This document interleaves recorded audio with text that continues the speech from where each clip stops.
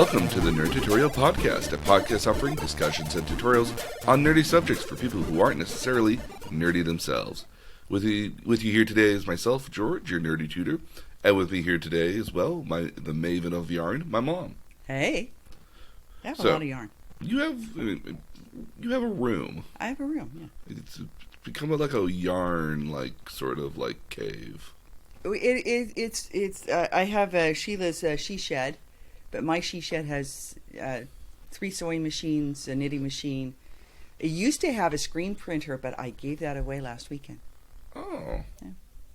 Because I hadn't used it in a while. Well, that's fair. But I have the women's version of a tool shed. Yeah. Not trying to be too gender specific. Oh, yeah. Because you have a sewing machine. Well, yes, I do have a sewing machine. I think it's important that everybody should have a sewing machine. You never know when you need to sew something. It's exactly that. Or at least, or at bare minimum, you should definitely have, how to use a needle and thread. I mean, I am forever, when I was working in my, nice plush hotel job, I was forever fixing buttons on my shirt that my dryer decided would eat. Well, and I actually gave you guys nice little sewing kits for Christmas. Mm-hmm. Yep, I have that. Yeah, it's pretty cool. So, speaking of sewing machines and stuff like that here. Yeah. So, one of the things the pandemic has given us is time at home. And I think that's true for a lot of people. Yeah. And, we're not going to have a convention anytime soon. I think possibly by the end of the year is a maybe for that. But I mean, it would be nice to use this kind of free time to make some costumes, I think. Or at least... You have time to do stuff that is more monumental. Like if you were thinking about doing something really spectacular, you have time kind of to do it and play with stuff. Yeah, you have a little bit more time.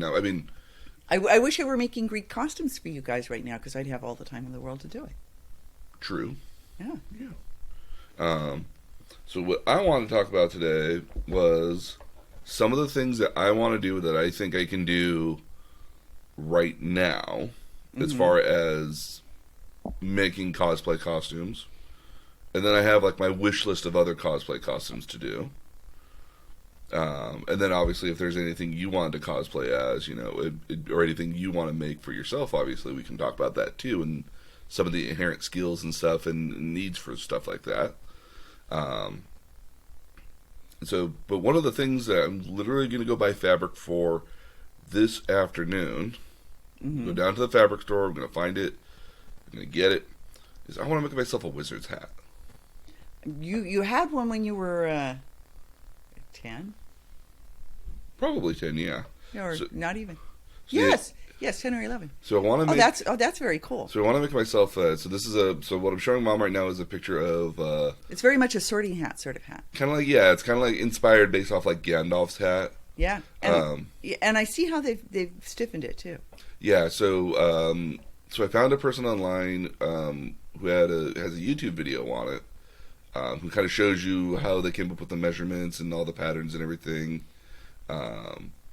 And especially with the way the hat is, that they've kind of sewed a little bit of it down to give it kind of that crinkled look in the back, and then kind of they've shaped it. Yeah, and they've added a little fluff inside of it to give it that pattern. To hold it, yeah. Yeah.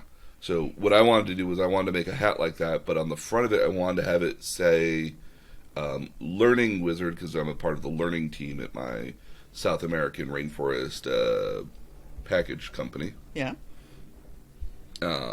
And then on the back it was going to say, have you done your learning? Or specifically there's a term for it, but I don't want to... Yeah, got it. Okay. So, and the idea being there is that I wanted to actually stitch those letterings in, because I wanted to make it sort of bright and colorful. I don't want to just kind of pop onto the station and into my big warehouses and just have a big old Gandalf hat for no particularly good reason other than it was raining outside or the sun was in my eyes, because we don't get sunlight in these buildings often anyways. But I wanted it to be one of those things when you walk around, you're like, oh, I know who he is, or I know what he's all about. You recognize it. Yeah. So.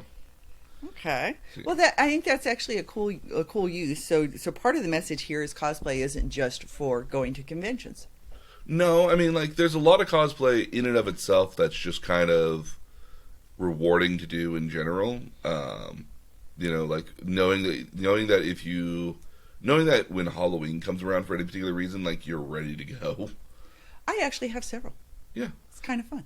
yeah. I have a Elizabethan one that I did years ago when I for a Renaissance fair.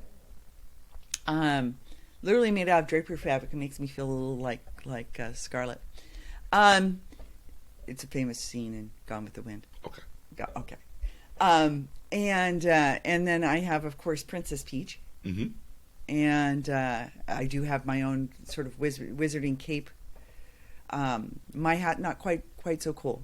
More of a Harry Potter sort of thing with just a little rim. Yeah, and that was the kind of the ones we had when we were kids for that one Halloween too. Yeah, because I dressed you all as Banshee Wizards. Mm-hmm. So yeah, I have a couple, and actually, I'm thrilled with this particular topic because I can really participate because I have made a duck body that got repurposed for any number of things. Oh, I love that duck body. So we have a duck body that was Scrooge McDuck, was Darkwing Duck, was Abigail Duck, Webigail. Yeah, Webigail. Was a number of different things, and it came complete with big feet that velcroed onto your tennis shoes. Mm-hmm. I have made Mutant Ninja Turtle bodies that went over green sweatshirts with hoodies, and we had all the bandanas. Yep. I made several of those. And then I've made a couple of your cosplay, including I'm most proud of the Obi-Wan Kenobi. Oh yes, my Jedi one here. So I have a Jedi robe that's based off of the Star Wars: The Old Republic, which was an MMO, and it was one of the gear sets that you could get at the higher level sort of thing here. There, I got a lot of compliments on that particular costume.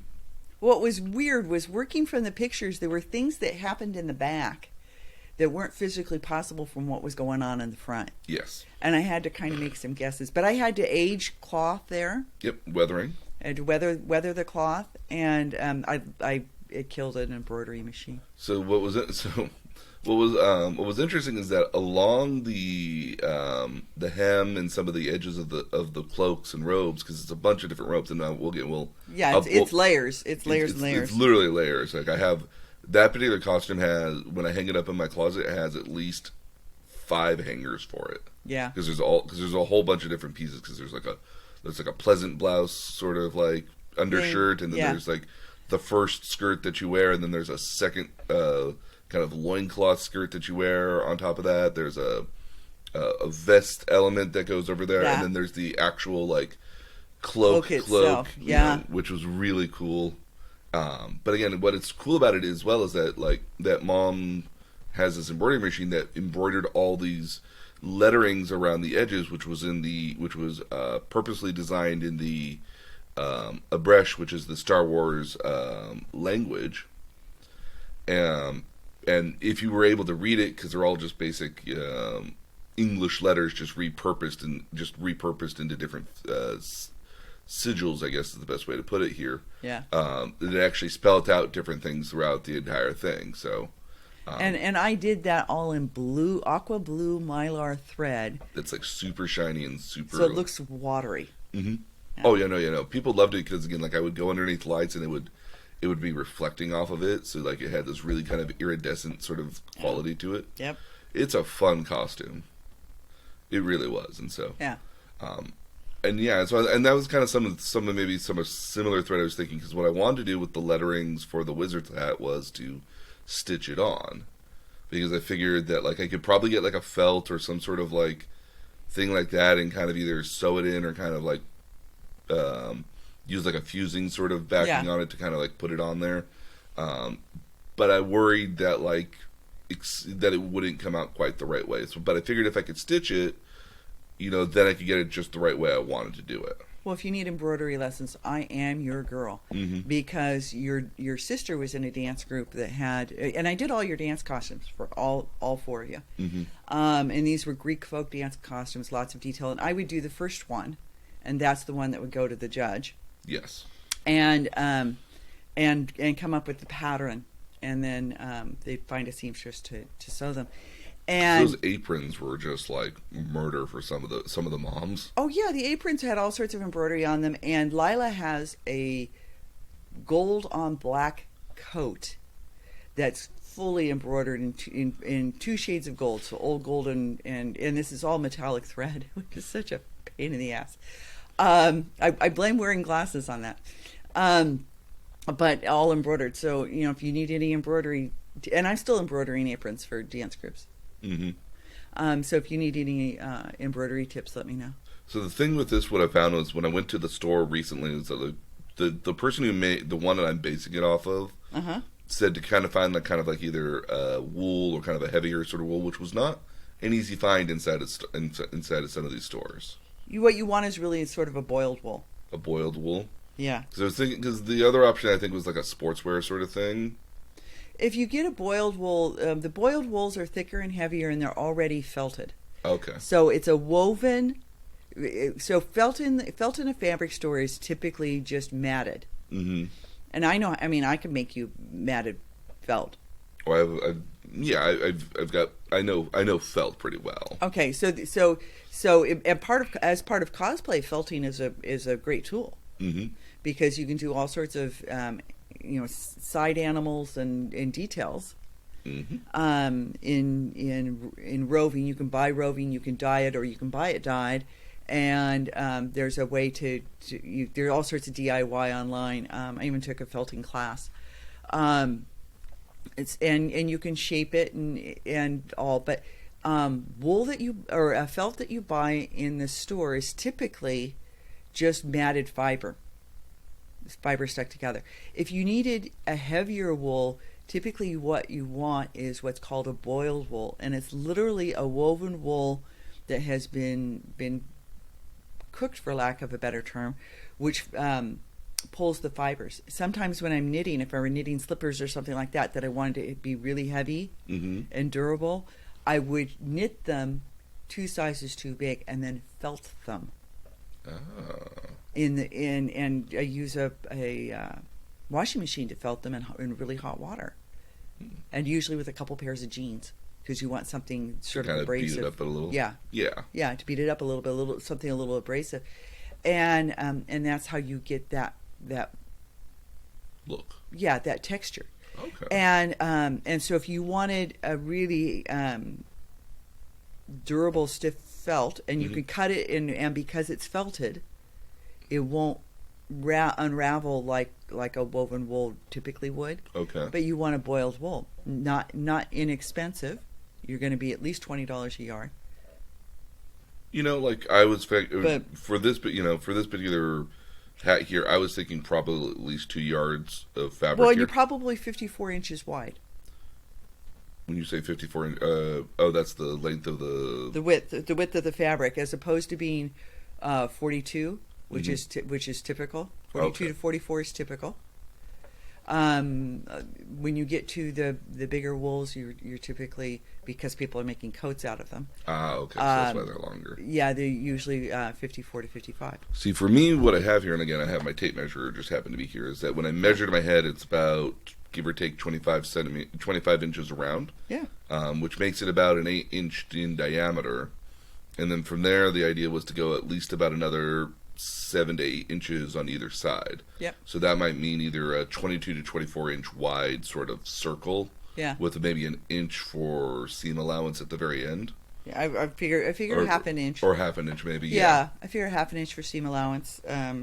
Although I frequently use less, which can make my quilts an odd size. Oh yeah. But I want to just be like one of those like extra careful sort of elements on there, just to make sure that I have more than enough. And then I also have to get like a stiff fuser sort of like thing underneath it to kind of make sure it keeps its shape.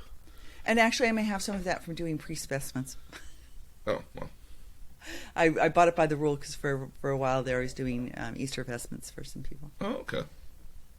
Well, maybe I'll stop by your place then later. Yeah. Because I have some. Okay, I'm pretty sure, and I know where it is. It's in the yarn room, but I know where. I know where it is. So, so again, the big thing for me for this one here is going to be stitching it together or doing the stitching on it. But after that, I think that's the easier. That the rest of it will be somewhat easy. What I was thinking of doing with the hat was I was thinking of putting like a little pocket in it. Mm-hmm. So making just like the very like smallest little pockets, maybe enough to fit like a pen or two inside of it, and just kind of like, and having like a little Velcro or zipper sort of thing on it. And then so this way, what I could do is I could literally like reach into my hat, pull something out of it, and then put the hat back on my head and act as if like nothing had changed at all. That's actually pretty cool. So, okay, so let's talk about is we're talking about cosplay and related to the hat, but related to cosplay as a whole. Mm-hmm. Couple things. If you're going to do cosplay and you want to do it well and you want it to be really nice, you're going to need to transfer patterns. You want to have whatever you're going to embroider or ink on or paint on be right, and you don't want to be freehanding it unless you're really. The only person I would ever trust freehanding something like that is your sister, actually. Yeah, because she's a creative person. She's a professional artist, and she can draw on all sorts of things. I watched her draw on a pair of chairs, and her shoes are amazing. Her shoes are amazing, but that's the only person I'd trust to do that. So I wouldn't trust me to do that. I wouldn't trust you to do that. So what you want to do is get whatever your design is, whether you're copying the design off of something on the internet or whatever, get it sized to the size you want, and then get it down on a piece of paper. And then you can buy, and when you get it down on the piece of paper, flip it. You want to reverse it on your computer. So literally flip it, and then get a white transfer pin, an iron-on transfer pin, and you can get black ones if you're dealing with a white surface, but for the most part, for most of them, the white pin will do. And what you do, and how this works, is these pins you turn around and you outline whatever your design is with the white pin. It's a transfer pin. Yep. So and I have a hard time finding them in fabric stores. Get them on Amazon. You can get them on Hancock's online. Fabrics.com has them. So there are a number of places online you can get them. So you trace the pattern with the white pin. Yep. And then you flip it upside down and iron it, which is why you have to be in reverse. Yes. Okay. It's a lot like a T-shirt transfer. Frequently have to be printed in reverse. Okay. So you outline with the white transfer pin, and then you flip it upside down and you iron it with a hot iron. And what it will do is it will leave that white pattern on whatever it is you're embroidering or painting onto. Okay, yeah, because one of the things I did, especially with the letters, was that I printed them out ahead of time, because, again, not only to make sure the font, but also was kind of holding them up to my head and saying, like, is this the size I want? Yeah. Is this the right size for this? Right proportion, is this the right size for this? So I might do that again. So, again, I might do that again where I flip it around and then do it that way as well to get into stitching. The transfer pin is really nice because you take away out of it, and I could show you something I did recently using a transfer pin and embroidered on a wool laptop sleeve. Okay.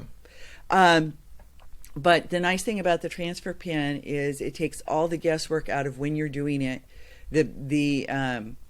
You'll notice when you iron it on that the white pin is really almost has a texture to it. Okay. And it stays put nicely, and it takes all the guesswork out of, is this really where I'm supposed to be stitching or not, or drawing or not. So you want it to be right. You want it to be crisp. You only want to do it once. And if you're going to put your effort into it, do it, do it right. Yeah. So the transfer pins, greatest thing on earth for that sort of stuff. Okay. See, I knew I'd come in handy. Oh no, absolutely. Yeah. So they come in dark colors as well. If you were doing something on like a whiter sort of thing, maybe, or a brighter color thing. Yeah, they come in as like a charcoal gray. Yeah, that's what I figured. Either like a charcoal gray or maybe like some sort of like navy blue, where I would have figured. Or something, yeah, maybe. so I believe it's a charcoal gray, because I did that because your brother has a costume that has 48 yards of trim on it. Which one is this? Or this is the Greek costume? There's a Greek costume. Oh, okay. Mark's white vest. It's 48, Oh, 48 okay, yards yeah. of trim on it. Yeesh. Yeah, that was fun. So the other thing that I think I can make here, maybe not tomorrow, but like eventually I could make pretty easily, I would imagine, was I wanted to make myself a magic book. And when I say a magic book, what I wanted to do was essentially so Oh, this is cool. make myself Okay. kind of like a magic tome. So Yeah. what I would do is that you could get felt, or you can get like these foam boards in various kind of thicknesses, and it's EVA foam. Yeah. And they literally they now do sell them over at like Joann's Fabric as an example, and pretty reliably easy to get them online as well. And the idea was to make the book the outside of a book of a big old tome, and I mean when I mean like a big tome, I'm thinking like the size of like this package I'm box gonna have some here. leather for you. Or even leather. You know, leather might be a good thing on there. I have But- some leather. but the trick would be not necessarily just for the outside, but the Yeah. idea would be is that when you open it up on the inside, it would splay itself like halfway open because it'll have like a bookmark in there. But then it would light up on the inside with various LEDs, so that way, and it would shine through the paper, so you would get this kind of effect that like you would open the book and you would be like casting magic or something out of it. And again, for that one here, it's you would have to you would have to find the paper first, which I imagine is not. You could get the paper as a kind of a thicker paper from or cart. I would think it's kind of You a get cardstock. Yeah, you can get parchment paper. Yeah. Yeah, and you can get thicker, like you said, cardstock. Yeah, because I still want the book to kind of splay open somewhat naturally looking. Well, there's a stationer's, a printer's warehouse down on Commercial. Oh, okay. I've used it when I've had to do invitations for things that I was printing myself, and they have that sort of stuff. Yeah, so the idea was, so in here is that you would kind of cut out the middle sections for all this. So you could hide all the LEDs and electronics in there, and then you would have a diffuser plate over that. But then you would get in the middle, you would have maybe a overhead projector kind of screen sort of thing. Mm-hmm. Another piece of the paper on top of it, glued on top of that. But that piece of paper on top of that had all the different, lettering and stuff cut out on that. So then that way when it opened up kind of semi-naturally, like you would have, if you looked at it just in general, it would just have these letterings and sigils and stuff on it. And then eventually the idea would be to flip a switch and then it would start shining different stuff on there. And the way to do that would be you can get LEDs that change lights and everything. Yeah. A battery to go with it and then some switches. But then would be for me to get either a small Raspberry Pi or one of those small little circuit boards, and actually go in and program it to actually do the effect that I want. Because again, I would like the lights to kind of look like they're reading through like the lettering, like one by one, not necessarily one by one, but So this is really a little more in depth. This is phase 2. Well, yeah, this would be the phase 2 element of it here, and so and the other idea as well was to be able to have it to change colors as well. So if I wanted to do I'm doing fire magic, it comes out kind of like a red, yellow, and orange kind of pulsating sort of thing. If it's like kind of like a wintry or frosty sort of effect, kind of a blues and whites. If it was something like dark, it would be kind of like in purples, or like something naturist would be like kind of like greens. The idea being that I would have a couple different modes I could switch through if I wanted to. So I could have one that just looks like it's reading the text, so it would kind of go in a line and then it would pulse in different colors, kind of. This is pretty elaborate. But again, it's stuff that's very doable. There's a number of books on it online. There's a wonderful cosplay person called Kayumi or Kayumi. Again, I'll link it in our show notes here. And she makes these amazing cosplay costumes out of from different video game series. She's actually very well known for all of her cosplay from those series here at the end of the day, and a lot of them have just like lots of these running lights on it. They're really cool. I'm actually trying to see if I can find one right now. So she actually has several videos out now where she shows you how to, and I was actually vaguely interested because I was writing this up here. Yeah, Kayumi Cosplay. And she has a bunch of costumes that have all this running LEDs and stuff like that on them. And, she literally has books out there where she, goes through how to do it as well. So we live in a fascinating age because people will share online. And this is where I'm more than happy to support people too. I think I shared with you earlier today that I used one of the Bernie generators yesterday, and one of the myriad of Bernie generators because there were several. And the guy had the concept of buying a cup of coffee, which is a new concept that's available on a number of different platforms. And I bought him a couple cups of coffee because I used his generator. So support those people that do offer all sorts of free information on the internet. But there's lots of, that's amazing. And again, she's lit all sorts of places. And then not only that, again, everything kind of like cycles through. So everything kind of looks like it's cycling through up and down. Yeah. And then again, and so, and yeah, again, that's also, like you said before, with supporting people that you get stuff from. I'm a big proponent of that because, again, I mean, like, admittingly, I don't watch probably as much anime as I would like to think I should be watching right now. But I still have an active subscription to Crunchyroll because I do believe that these are people in Japan, the animators, who make stuff that I really enjoy and love.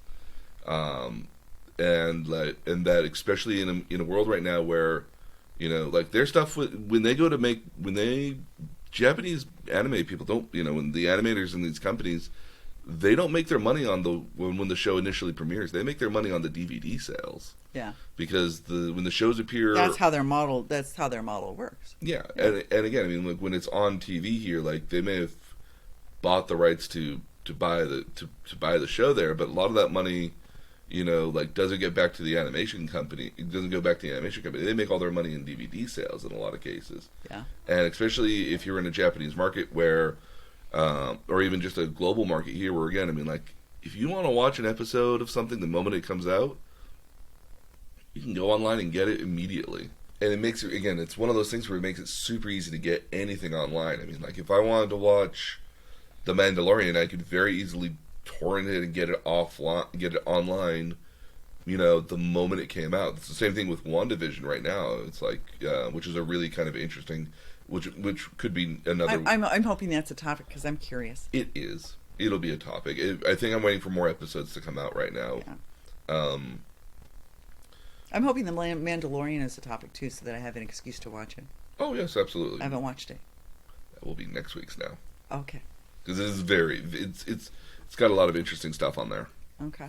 But no, again, I really do believe in supporting things that you like, because if you don't support them, you know, because they're trying to make money off it at the end of the day, you know, even if they weren't trying to make money off it at the end of the day, I mean, like they have to spend money to make it at the end of the day. Well, yeah, and there are lots of innovative ways. I wasn't a real big fan of Patreon, which is one of the support platforms, but I found that they were I felt like I was being overcharged. Okay. Because I was supporting a site called Nitty that publishes bi-monthly or quarterly things with several patterns in them, and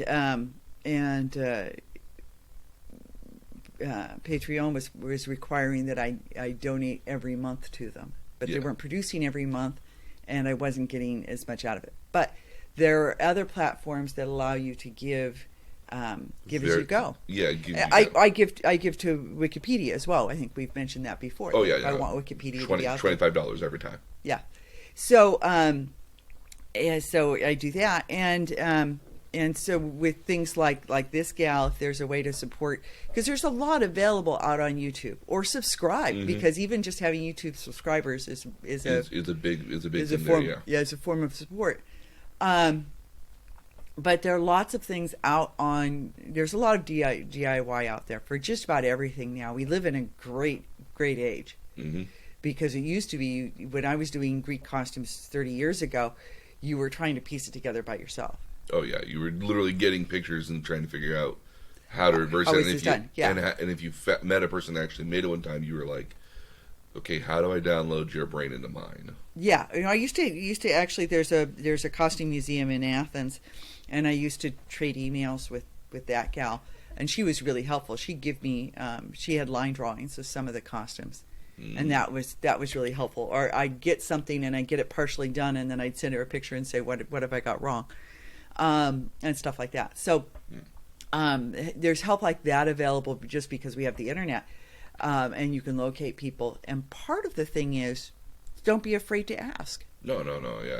There's a lot of creators out there who, that do a lot of this just because they enjoy doing it. Again, I mean, so famously back in 2016 or 17, I want to say 17, when I went to PAX South one year, and this was the year I went as Dr. Eggman. I mean, which is literally one of my most popular and famous costumes that I've ever worn. And I was just walking around because I enjoyed the costume, and people kept asking me, "Oh, do you have a Patreon? Do you have a, or not a Patreon, but do you have a link? Do you have like a Twitter? Or do you have like an Instagram?" And I was just like, I don't, because I was just doing it for fun, and B, I was like, I don't have a lot of pictures of me doing stuff. Like, this is literally one of I've done other cosplays before, but this was really one of those first ones in which I was honestly just giving it a whirl. Yeah. And so I happened to be passing by some people, and I passed by some people originally, and then I later found out that they were doing a podcast on site there, and I just happened to be walking up. I just happened to be walking around and just kind of being me, just kind of toying with people a little bit as Dr. Eggman. Well, and mind you have Sonic with you, and you have the gemstone with you. Yep, I have a Chaos Emerald with me as well. And you have the huge ass mustache. Yeah, it's a gnarly mustache. I actually want to make a new mustache to get it to be a little more accurate to the character. I also, when I do it next time, I also want to get myself some makeup to get my nose to be a little bit redder, maybe, so that it gets some sort of blush or some sort of thing there, because Dr. Eggman's nose is a little bit more redder in a lot of cases. Yeah. I have just the product for you. I have a gel blush that you could layer on, but it would stay. Yeah, and again, usually because I've also just shaved my head, because I will shave my entire head. I have a foundation and a powder that I put on top of my head to kind of conceal the how white it is. Well, no, not necessarily how white it is, but the hair as it grows back throughout the day, like a beard. Oh, okay. So, somebody who does drag taught me that one. Oh, interesting. Yeah. Okay. So, you get it really, really brown, and then you put, you get a really kind of dark brown sort of color that's not your natural color, and then when you put powder over it, it kind of all blends itself together. So when the hairs inevitably start showing, it doesn't look so immediate because it's all brownish sort of coloring in the back. Oh, okay. Like a tanned color, I guess, maybe. Interesting. Yeah. Huh. Okay. Yeah, and again, that's available on YouTube. But going back to the original story here, I happened to them on their podcast because they happen to have a podcast, and they were just happened to be doing a just in between there, they were talking about all the cool cosplays they were seeing. They were lamenting that, we saw this really, really great Dr. Eggman, and he, when we asked him for his social media accounts, he was like, "Oh, I don't have," he didn't have any. Yeah. And we were just like, "How do you not have any? You look amazing." I was like, "Oh, I just do this for fun," and that was literally my thing. Yeah. And then I actually got to sit down on their podcast for 5 minutes. I was just kind of being Dr. Eggman the entire time. And again, that's not unsimilar to the time when I was on When I was at that later on that year in 2017, I went to PAX West, which is the big one in Seattle, the original version. And now, when I say PAX, this is the Penny Arcade Expo. These are really kind of cool video game,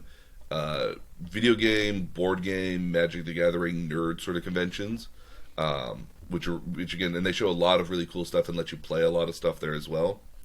And so I went there and I was at the World of Warcraft booth, and literally the guy who was like, I was in line to play the game because it was like, because I hadn't played in about maybe a year and a half to 2 years, and the new expansion was coming out. It's like, I kind of want to see what this is like, just to see if it's worth getting back into. And this very famous professional World of Warcraft PvPer saw me. It was like, you have to get up here now. Get him. I actually have video of this. Yes. Yeah. And then so after I was on there, like, and again, I went up there as a total goof who was just kind of like, it's me, Eggman. And he got, like, they all got a super big kick out of it.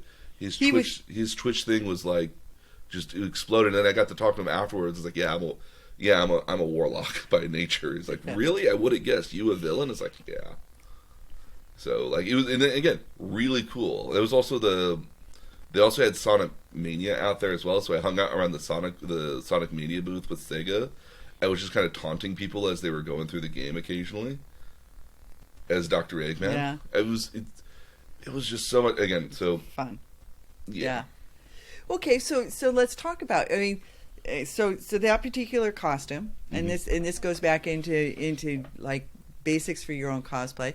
There, of course, is not there's not a pattern out there. There's not a pattern for that.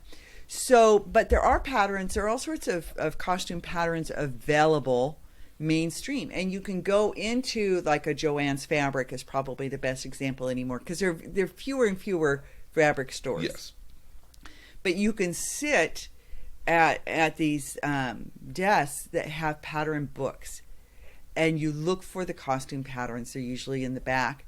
And the patterns they're available there, or you can write down the number of the pattern.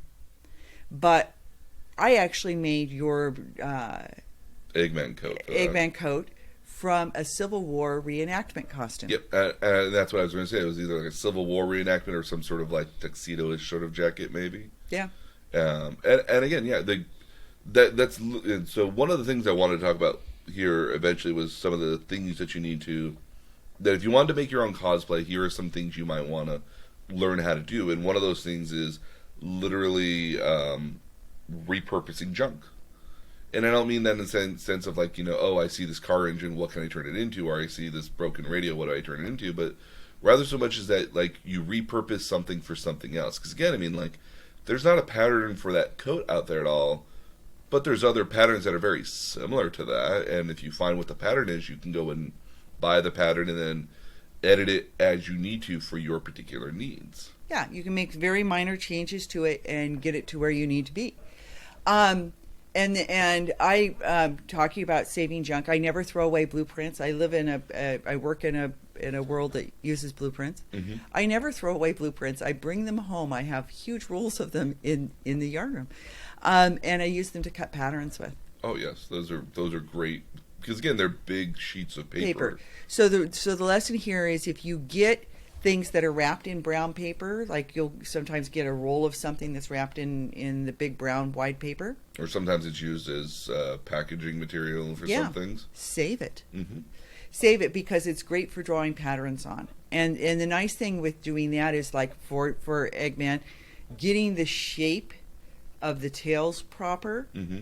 I worked that a couple of times, sketching it on the blueprint paper until I got the shape the way I wanted. Yes.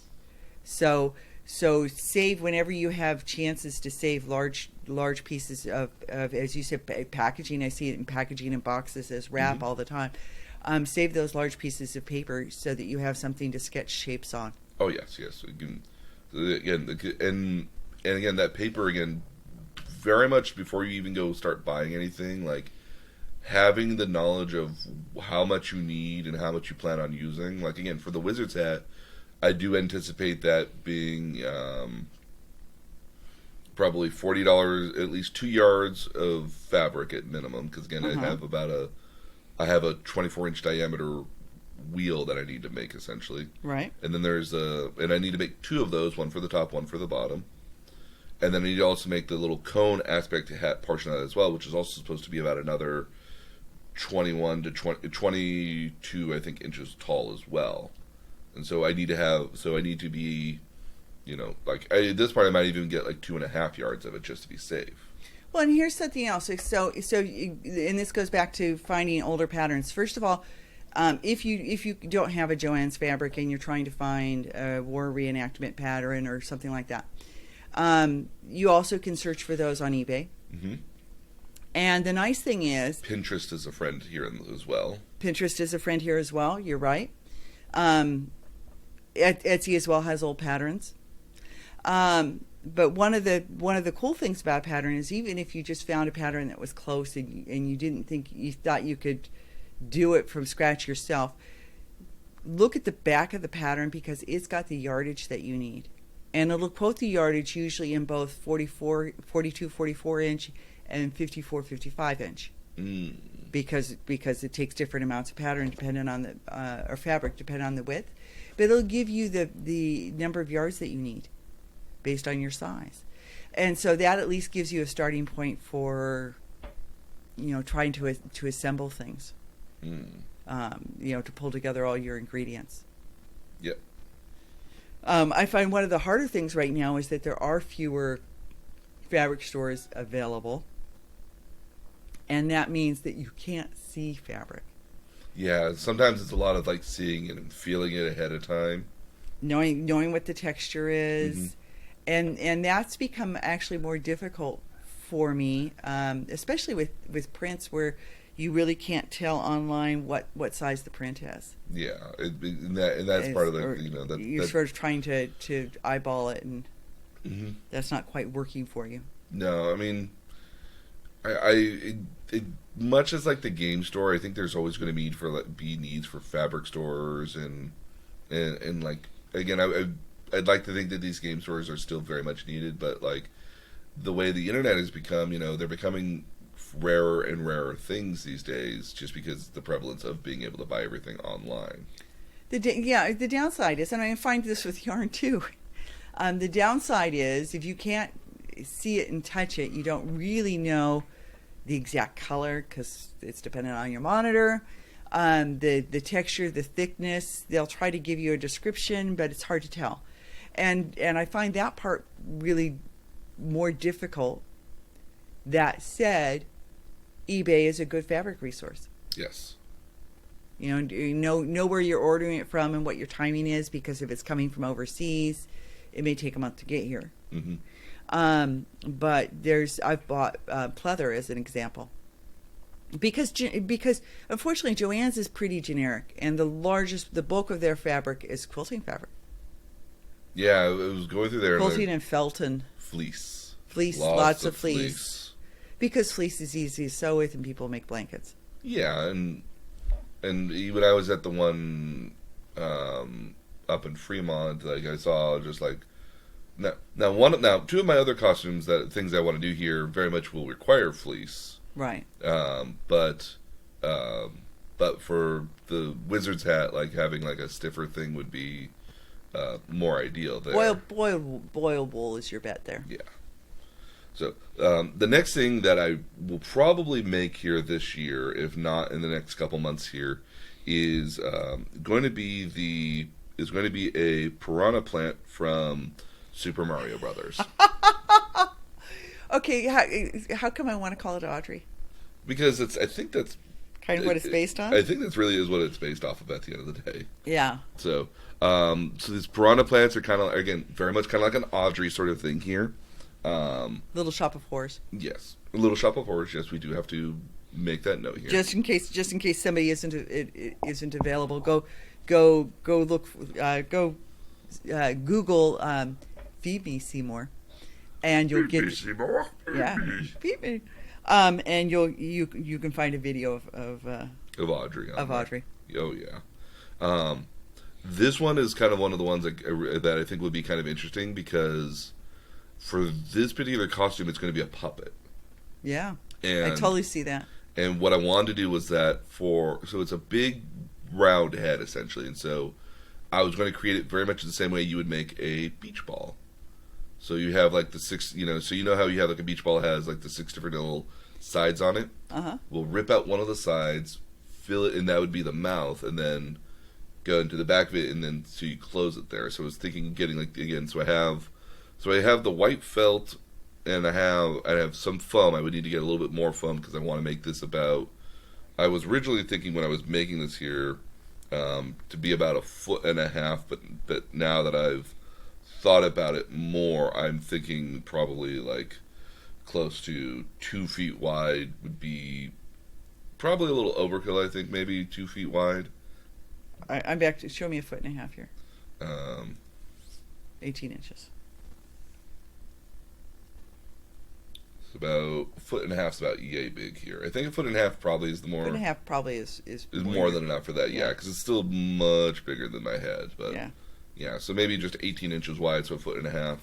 And the idea with there was literally that to get the pattern for that, just literally go and buy a beach ball, cut it up, and then have my perfect patterns there. Yeah. And then also, I got to make the two mouth elements of it too. I want to make that out of thumb because I want to be able to eat people's hands. Make little foam teeth with the lips and everything. Yeah. The one little thing I do find probably more interesting will have to be the little spots that they have. Mm-hmm. So that's going to be going to be finding a consistent color, a consistent circular shape, and then replacing that with white. I was thinking here at one point, do I just make them kind of like spots that look like they're on top, or do I make it look like they're kind of all blended in maybe? Oh. So like what I was thinking is that you get like not necessarily a cardboard piece, but some sort of like cardstock of a circle, and then you glue a white felt on top of it, and then you sew that into the actual top layer of it. So it's a little raised? So it's a little raised, or do I kind of cut out a circle on both sides here, and do I stitch it together to kind of get a circle? Okay, so one of the things that might help there is you can get it at Michael's, the little inexpensive, and I have some, by the way. It's the iron-on stuff? No. No. You can get the little thin sheets of foam. They'd already be white. Mm-hmm. And they have sticky backs on.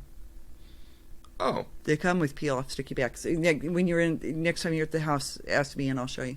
Well, because the other thing I was thinking on that as well was that not too dissimilar to the Wizard's Hat, where would be like this thicker kind of fuser kind of stuff.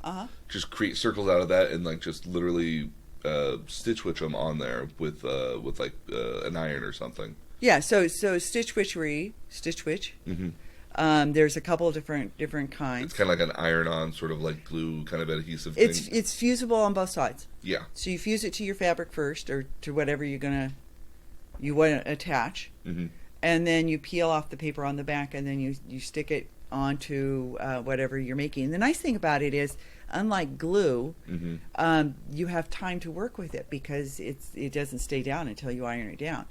So you can sort of move things around and get them balanced the way you want, and say, okay, fine, this looks like what I was intending, and you don't have the mess of trying to move something that has glue on the back. And when it's down, it's down. I've never had a problem with any of it peeling up. Yeah, and so and then for the teeth, it's just I've done that for banners and all sorts of stuff. Oh yeah. You know what you might use for the teeth is caulking. Nope. No.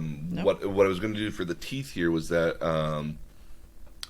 Do you remember my tail I had for my Bowsette costume? Yes. So those were just little. So those were basically just little cones with some felt stuck up in them. Yeah. And that was what I was thinking of doing as well, because again, when I closed the mouth, I wanted to kind of squish down a little bit. Yeah. But you just put enough. You just make like little cones. Which are not too dissimilar to what he has on here, just little cones, and then you just fill them up with foam with the stuffing in it, and that'll give you the same kind of effect. And at the same time, if I go to like a mountain mist sort of stuffing, like you would get for like a teddy bear, batting, yeah, batting. Yeah. Excuse me, yeah. Yeah, no, it's stuffing. It's stuffing. Oh, okay, yeah. So something like that, and then I also figured out like with the way, so when you hold a puppet, you end up kind of holding it kind of like a crab sort of shape. Yeah. What I figured for the tongue here, which I thought was actually pretty clever, was that so it's going to be 2 half circles essentially of foam, and then what I can do is I can make a little slot in the middle for my fingers to go through, and if I put my 2 middle fingers through there, or even just one of my fingers through there, I can get it to move the tongue, so I can make the tongue waggle up and down if I fill it up with foam as well. Oh, so I can smile, and so I can like kind of smile and be like. That's really creepy. It would be. And then so the fun part of this entire costume is going to be that I would dress up as Mario carrying around a piranha plant. Yeah. But one of the arms would be a gimmicked arm. So one of the arms would just be a fake arm that was holding the potted plant, and while I had my real arm, which was all in black, in the back of the actual puppet, moving it around and everything. And then it would have the stem as well that would come out of the back of it. And that way, the stem isn't obviously your arm. No, yeah, that's a much better look. Yeah, and because you would think it would be, but the stem I can have in the back here as well, kind of give it this little shape, and it moves around with it. Yeah. Have the potted plant just be like some sort of like. So the stem could be like green tubing. Well, I was actually just gonna. I was going to get. I was going to get like this nice dark, like just nice forest green sort of. Just going to get like just a big forest green sort of like cloth, because I'd have to make the leaves as well, and I'd have to. You want them to match, yeah. Yeah, I'd want them to match here, so I'd literally fold it on top of itself, like 4 times, and make the leaves out of that, and then sew them on the outside, and like stuff them in the middle, and then sew on top of it to get the seam, the stem lines in it, sort of with like a bright the veins. With like a very bright green sort of cloth, I would assume, with a thread or something. Use a quilting thread to go through all the layers. Mm-hmm. Yeah. Yeah. But then have that little green tube that would maybe be like 2.5 feet long, or give or take, to just be full of foam. So when I moved it around, it kind of moved around with it. Yeah, so it's flexible. Yeah, so you could have one of these things where it's holding the plant, and you can go down to the kids and come back up almost. Well, I have some upholstery rope. So for oh yeah, I use it on handbags actually. Yeah. And that would work perfectly. But I'm thinking it to be like the thickness of like the mic here. Oh, mine's not that big. Okay. Yeah. Then that would be the only reason not to use like a cord or something like that. Okay. Would be for that. The original version of this was originally going to be a chain chomp, which was a similar creature where it's like a ball but like has big teeth on it and comes to bite you. But I like the idea of a piranha plant because it can have a little bit more character to it. Yeah, it could be fun. It could be. I do think it could be a lot more fun in that particular case. Yeah. So a couple things. So because you were talking about mining junk, and as an example, on your Dr. Eggman costume, the big buttons. Mm-hmm. I couldn't find the right big buttons, so I made them. And how I made them was I took the sides of a liquid laundry detergent container, and I cut out the big circles out of that, because that's a nice stiff plastic. Yep. And you cut it out to whatever size you want. I mean, things I repurpose. I repurpose liter bottles all the time too for stuff. But I cut those buttons out of the and they're large. They're big old size, yeah. Yeah.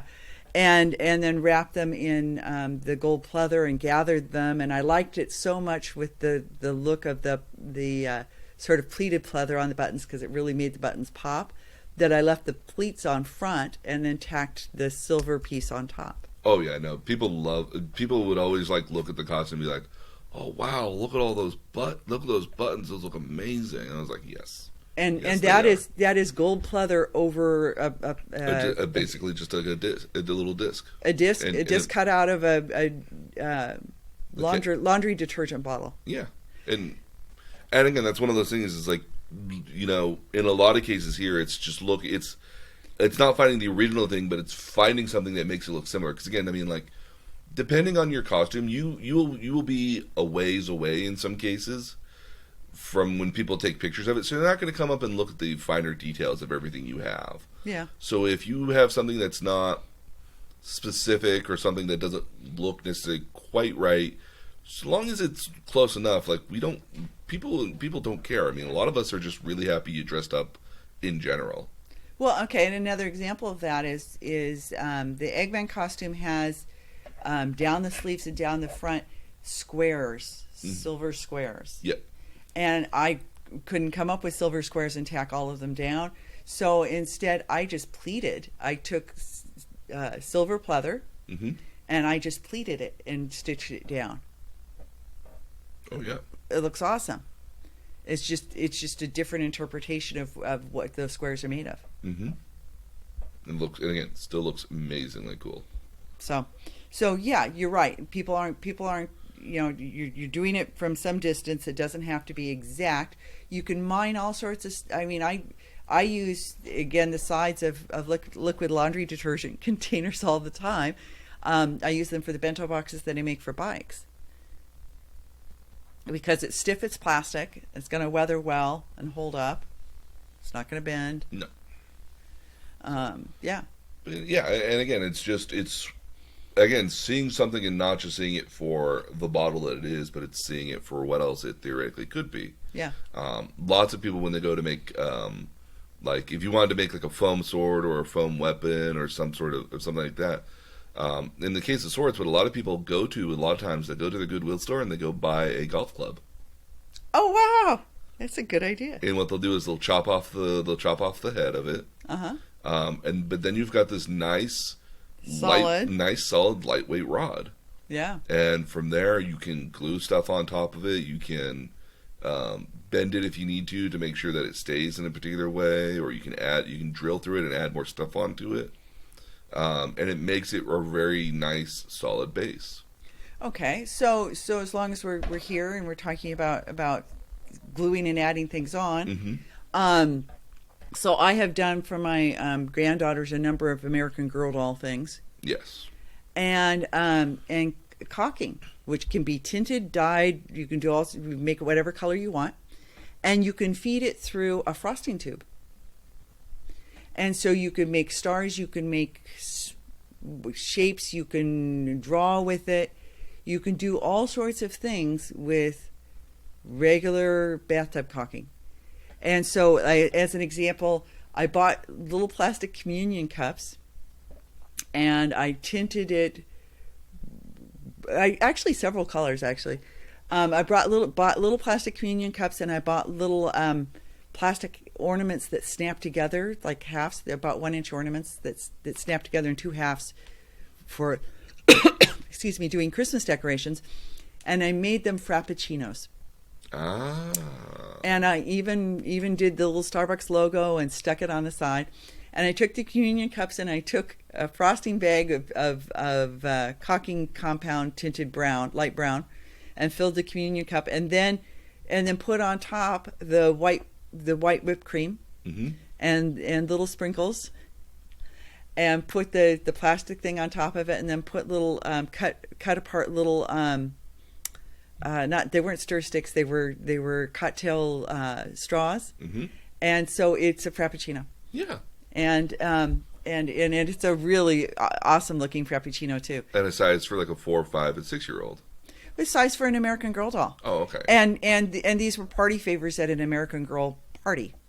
Oh yeah. Okay, so there's lots you can do with caulking to decorate stuff. I've used it on all sorts of things. The girls and I have used it to do cosmetic mirrors, handheld cosmetic mirrors from Pink. What's the ball thing with the little wand with the ball on a. Oh, like a cup and ball sort of thing. Yeah, like that. The paddles. Paddleboard. Yeah, so I've used those and stuck a mirror on them, and then had them paint them and then decorate them with caulking. And because you can draw with it, you can do all sorts of designs with it. So it's a great way to add really fine detail that's textured in 3D. So one of the things I did one time with caulking, I used silicone. Literally like a bathroom quality silicone. and I found out that if you can put some paint pigments in it, or just like some oil, not oil in the paint, but it was some sort of other paint you can put onto it, and if you mixed it up, you could actually color it. You Yeah. could color the silicone. The clear. The clear silicone, yeah. I did lemonade for the girls as well, and I did little Fimo lemon wedges floating in the lemonade. Yeah. And I used clear plastic beads for the ice cubes, square beads. And so with that, I made almost like I think it was a almost 8 to 9 foot long Gyarados, which was a Pokemon. And what was kind of interesting about it is that like you would layer in these the silicone. So you did layers and layers and layers of it. I probably did like 2 layers each. Okay. And I had to do one in like a blue, and I had to do one in white, or in like a white or yellow sort of tint, and then there was another. Then I also had other aspects where I had to do it in black for the eyes, and then red in the mouth and stuff. What was really kind of cool about it was that, especially because it was so, I tried to flexible, spread. yeah. Well, not just because it was flexible, but because it was so. When I layered it on, like I tried to layer it as smooth as possible, but like within reason, it's not entirely possible. It was actually a benefit because when you shine lights on top of it, it gave it this effect of like it just came out of the water because the light would shine right off of it. So it had kind of That's cool. Yeah, and it looks like it's got this like watery sort of like look to it at the end of the day, like it just came out of the water. And again, of course, like all things, it wrapped around my entire body and was a puppet. So I would have my hand in it. I would like reach out to people and try to bite them, and it was like very, very popular. It's the one thing I will say about that one though, is that it was extremely heavy at like 35 pounds.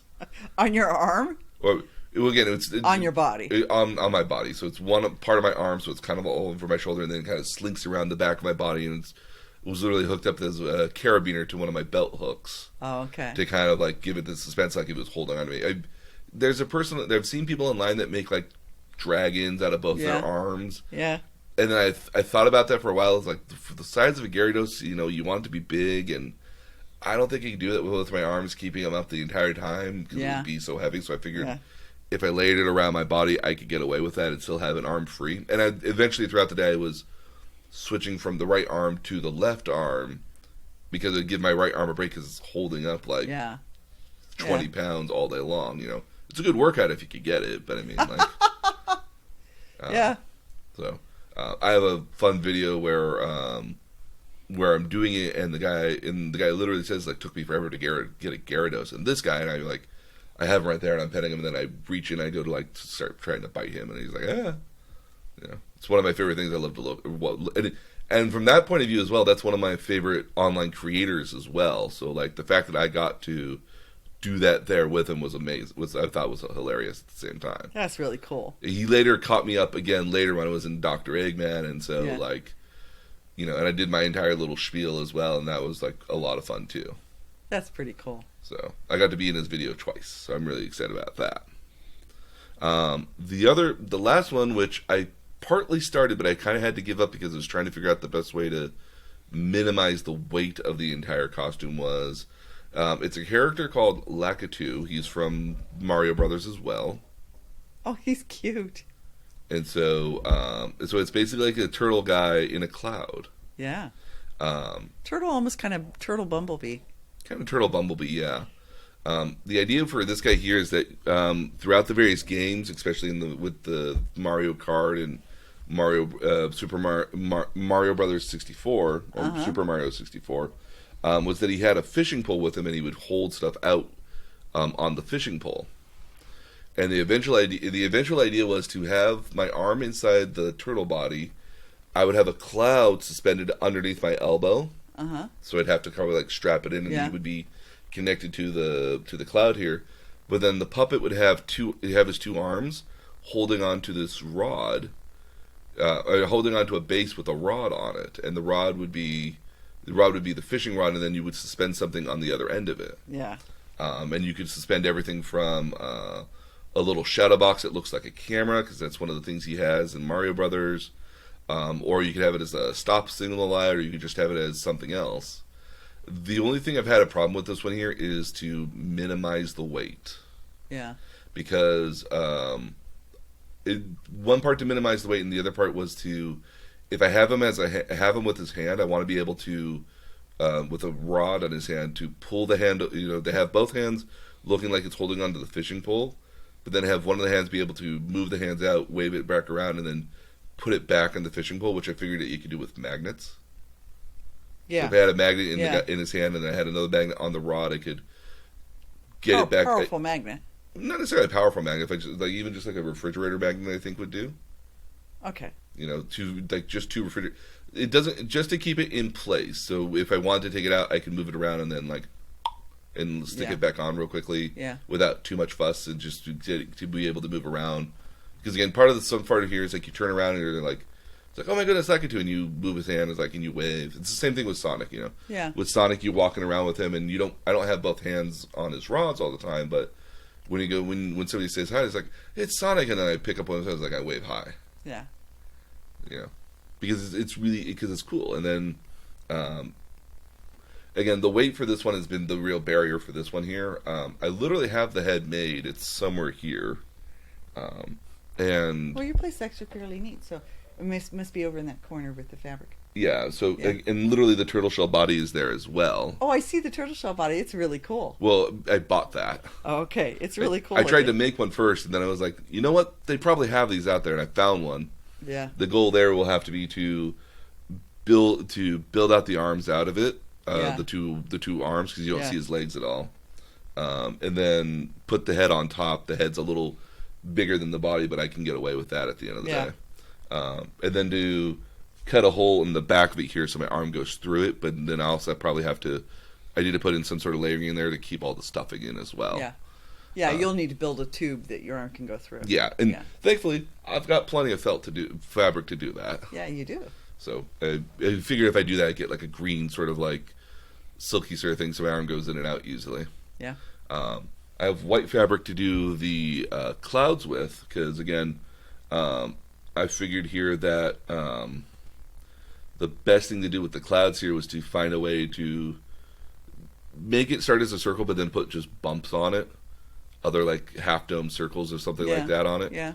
And my initial idea was to go to get a mixing bowl and just kind of cut it in half, not down the middle, but like vertically, like a cake top almost. Yeah. And then use that as my form, and then either make a foam or some sort of like something to keep it rigid, because you'd want to keep it rigid. Yeah. What I've recently figured out is, what if I made because at the end of the day you can make it all out of foam, but then you've got like 5 pounds of foam on your elbow potentially. Yeah. And I thought about it here. It's like, well, what if I used a beach ball? I was going to say, what if you made it inflatable? Yeah, so if I got a beach ball and I use that as my bait, I use that as my core on the inside, and then I just have this cloth sort of wrap that goes over it. Yeah. Connected to the puppet here at the end of the day, that might work at the end of the day. Yeah. You'd almost, if you used a beach ball as it, and you did I'm just wondering if there are ways you could do small balloons that each time you wore it, you would just inflated small balloons underneath it and gave it that shape. I've thought about that probably, as well as I would love to figure out how best to, like, if I could. The idea, the real cool thing with that would be if I could get one master beach ball, and then other smaller beach balls, and then cut them out, and then stitch it all together in a way that when they all got permanently glued together, there was no air coming out of it. Yeah. But that's the only thing. You got to. Well, okay, so and this is an appropriate question for you. Mm-hmm. How much, when you go to do these cosplays, how much thought goes into, I have to be able to pack this up and take it with me? A lot. Because if I look at Sonic's right over here, mm-hmm. He's almost a suitcase on his own. Sonic's actually pretty nice, because he's actually made with a very the guy who made Sonic for me. Made him out of a very, very thin foam. Okay. Actually, let me go get Sonic real quickly, and I'll show you. Because my thought is, that's quite a bit of room in a suitcase. And you're flying to these things. Oh yeah, definitely flying, or I'm driving in them here. So.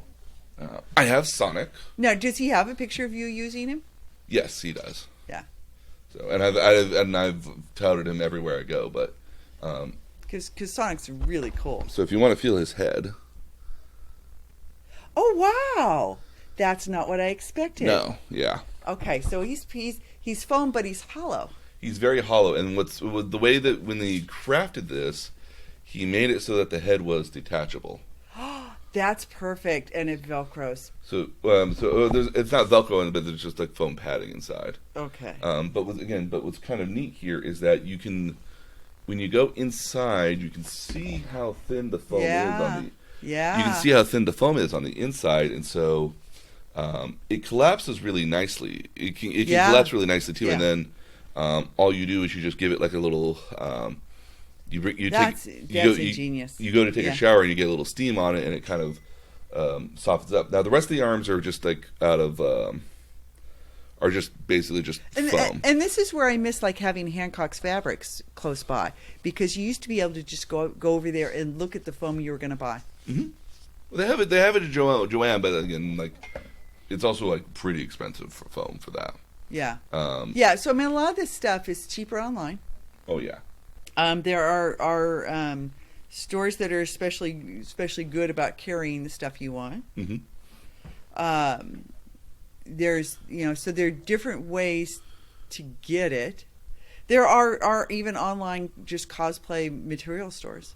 Oh yeah, and again, there's a lot of those. And again, what I was figuring for Lackity was if I could find similar foam like this. Yeah. That was, that I didn't do a. Because that's a nice stiff foam for being so thin. Mm-hmm. Yeah, and then use that for the molds for the.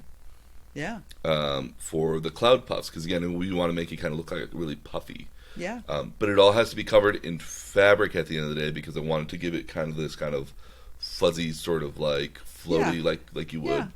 And that's where fleece comes in handy. Oh yeah, because you get that fleecy sort of feel to it. Yeah. And then the other thing here as well was just creating creating the fishing pole. So what I figured to do here was you can get a rod and you can either coat it in silicone, or you could like just get like a straight wooden dowel and just kind of that would hold something. Couldn't you use an actual fishing rod? You could probably use a fishing rod, or we could use or go to the Goodwill store and get a golf club. Yeah, because those would be literally carbon fiber, lightweight. Yeah, and then you just go down to the hardware store, get some like PVC piping fitting that would be the right diameter for it, and then you can just kind of stick it in there. Yeah, and then that's what holds it out. Yeah. So, I've given this guy some thought. This is a real big pet project I really want to do. One day. That's very cool. And again, this one is just going to be getting there to do it. You know, just actually, going out and getting, and just sitting down and actually just being like, okay, just do it, and getting it done. Because again, I figured out the hands, the arms are pretty easy. I have to figure out I have to actually create the pattern for the head to get it to be the right thing. Because I've actually done a little. Actually, let me get the head. I think I know where it is. Okay.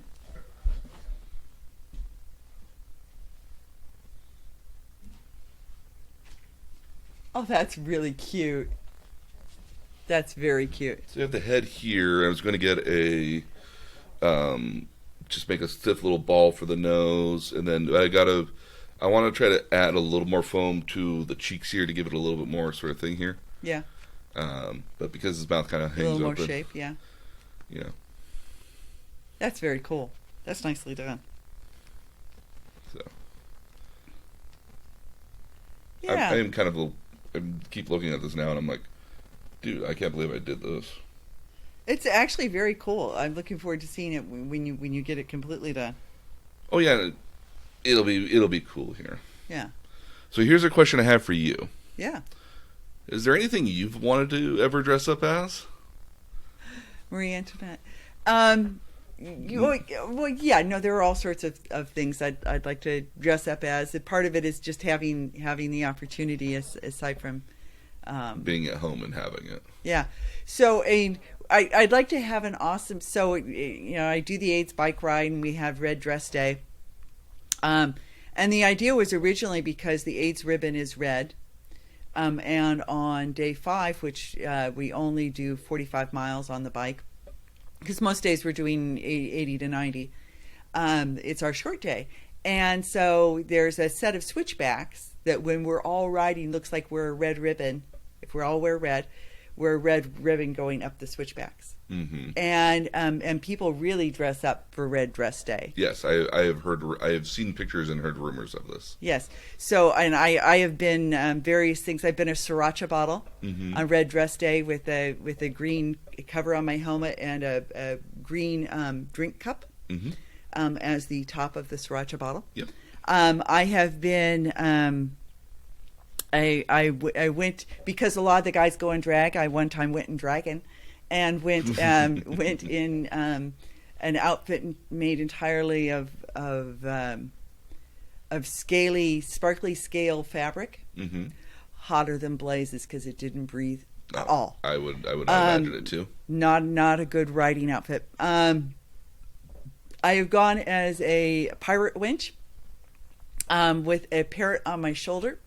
Lost the parrot on a downhill, but I understand from somebody else who saw the parrot later. It literally flew off my shoulder. It's somebody who saw the parrot later that it had found a lovely boa and the two were hanging together. So birds of a feather. Oh yes. I would like to have an awesome red jumpsuit that had something like flames on it. For Red Dress Day. Okay.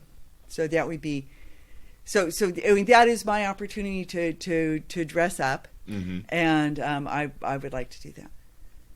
Because I would imagine there's some people, again, based off the rest stops as well, that there are some pretty interesting characters on Red Dress Day. There are some marvelous characters on Red Dress Day. Some of my favorites. There was a guy who went as a you know how the circus master, the carnival barker kind of guy, is in the red tails. Yeah. So there was a guy who did that, and then decked out his bike as a tiger. And so that's awesome. And so he was riding the tiger. There was also a group who one time went similarly themed in red British hunting uniforms. Oh, okay. Like they were fox hunting. Yeah. Okay, and had hobby horse heads on their bikes.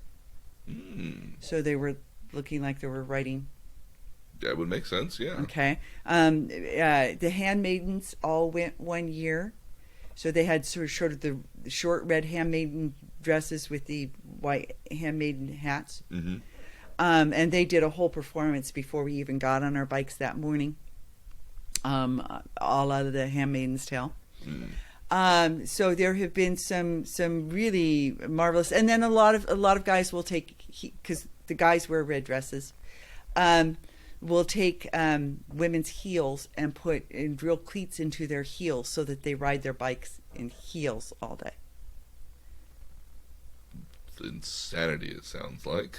It is, because it would leave you it'd be an uncomfortable way to have it would change how you ride your bike, and that set of switchbacks is switchbacks because it's a steep uphill, and I'm sorry, I'm not making myself uncomfortable for that.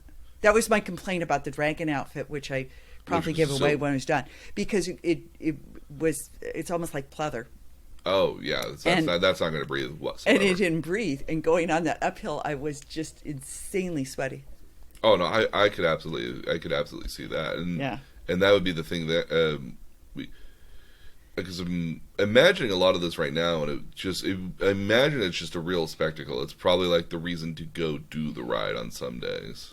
Well, and the funny thing is, so we end up in Lompoc that day, which we're in California, so we're at that point we're in Southern California, because we finish in Lompoc, and some years it's been, even though the ride's in June, some years it's been insanely cold, and we've all been wrapped in Mylar blankets while we're waiting for camp to open, and other years it's been insanely hot, so you can't guarantee what the weather's going to be. No, Southern California, or California in general, just cannot make up its mind right now. Yeah. We were literally like at the beginning of the week here, 75 degrees in the Right. middle of January, and then by the end of the week here on Friday, rain. Rain, and today it's the high is supposed to be 53, and they're guessing that we might have snow as low as 500 feet on Monday. Bonkers, just absolute insanity. Bonkers. Yeah. So even in June, the ride is scheduled in June so that it's not too hot, it's not too cold, because we're on the coastline, and the coastline tends to be cooler. But there are days when it's really cold. Oh yeah, I can And imagine. the nights are really cold. Mm-hmm. Well, It's a down jacket because we're camping. and especially because you're so close to the ocean too. In a lot of cases, the Yeah. temperature changes quite a bit as you're closer to the ocean. But I would like to have something truly. I've gone as the Flash as well. Mm-hmm. I figured that would be a popular one. Yeah, the Flash is a real popular one because you can easily get the helmet cover with the With little thunderbolt bolts. wings inside. Yeah, on the sides, and so I've done that as well. So yeah, I'd like to have something really awesome for Red Dress Day, that was both awesome and comfortable, which is the difficult part of it. See, the thing for that one would be that like, if I did that, if I did the ride, I'd want to do it as Chewbacca the entire time, Well, which would just be like balls hot the entire way through. So it would be a no for the most well, part. you need to find out if the rainforest allows you to use time for charitable giving, because there are some companies that do that, and there are roadies on the ride. Oh, that's true. That spend the week supporting us, and those people wear costumes every day. True. Every day has a different theme. Every day has, and every restaurant has a different theme. So, if you're part of a whatever road crew or something like that. Yeah, you're part of. You dress up every day, and it absolutely makes the day to get up in the morning and see everybody dressed as flamingos. Or there was a rest stop where the theme was Share the Road, and they were all dressed as Cher. Ah. There have been Elvis road stops where everybody's dressed in various versions of Elvis. There's a very famous drag stop as well. That is Rest Stop 4. Yes, because it's and they go all out. They come in from Miami, just to do the ride, and so you get on your bike at 6:00 in the morning, 6:30 in the morning, and you try to make all 80, 90 miles. Well, Rest Stop 4 is the last rest stop, and it's always one of those things I don't want to miss Rest Stop 4. And by the time you get to Rest Stop 4, you've got maybe 10 miles left to go, and you might as well go the whole way. Yeah. So it's Rest Stop 4 that keeps me going. Oh yeah. And especially on a ride like that where... They all win as little Bo Peep when you're in sheep. It's the best. So those are 4 costumes that I think I can get done by the end of the year, if not sooner. Well, I'm gonna charge you, since we did this episode, with helping me come up with a good Red Dress Day. The ride is not going this year, so we have 18 months in which to do this. Mm-hmm.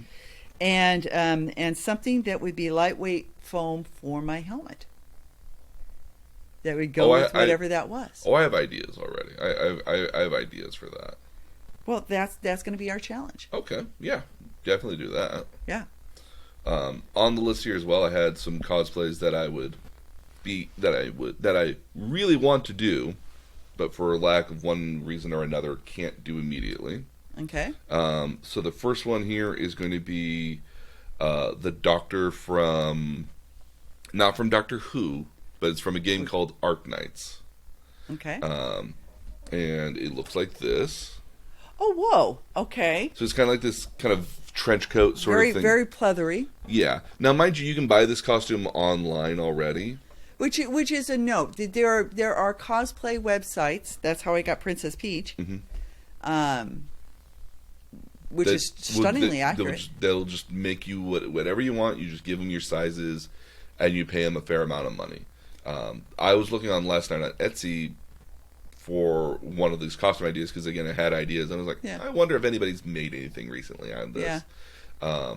And Etsy is, by the way, an excellent resource. Oh, absolutely. And there are people on there. If you wanted to make a fantasy staff, you send them what you're interested in. They'll make it for you for $300-400 and collapsible as well, so you can travel with it.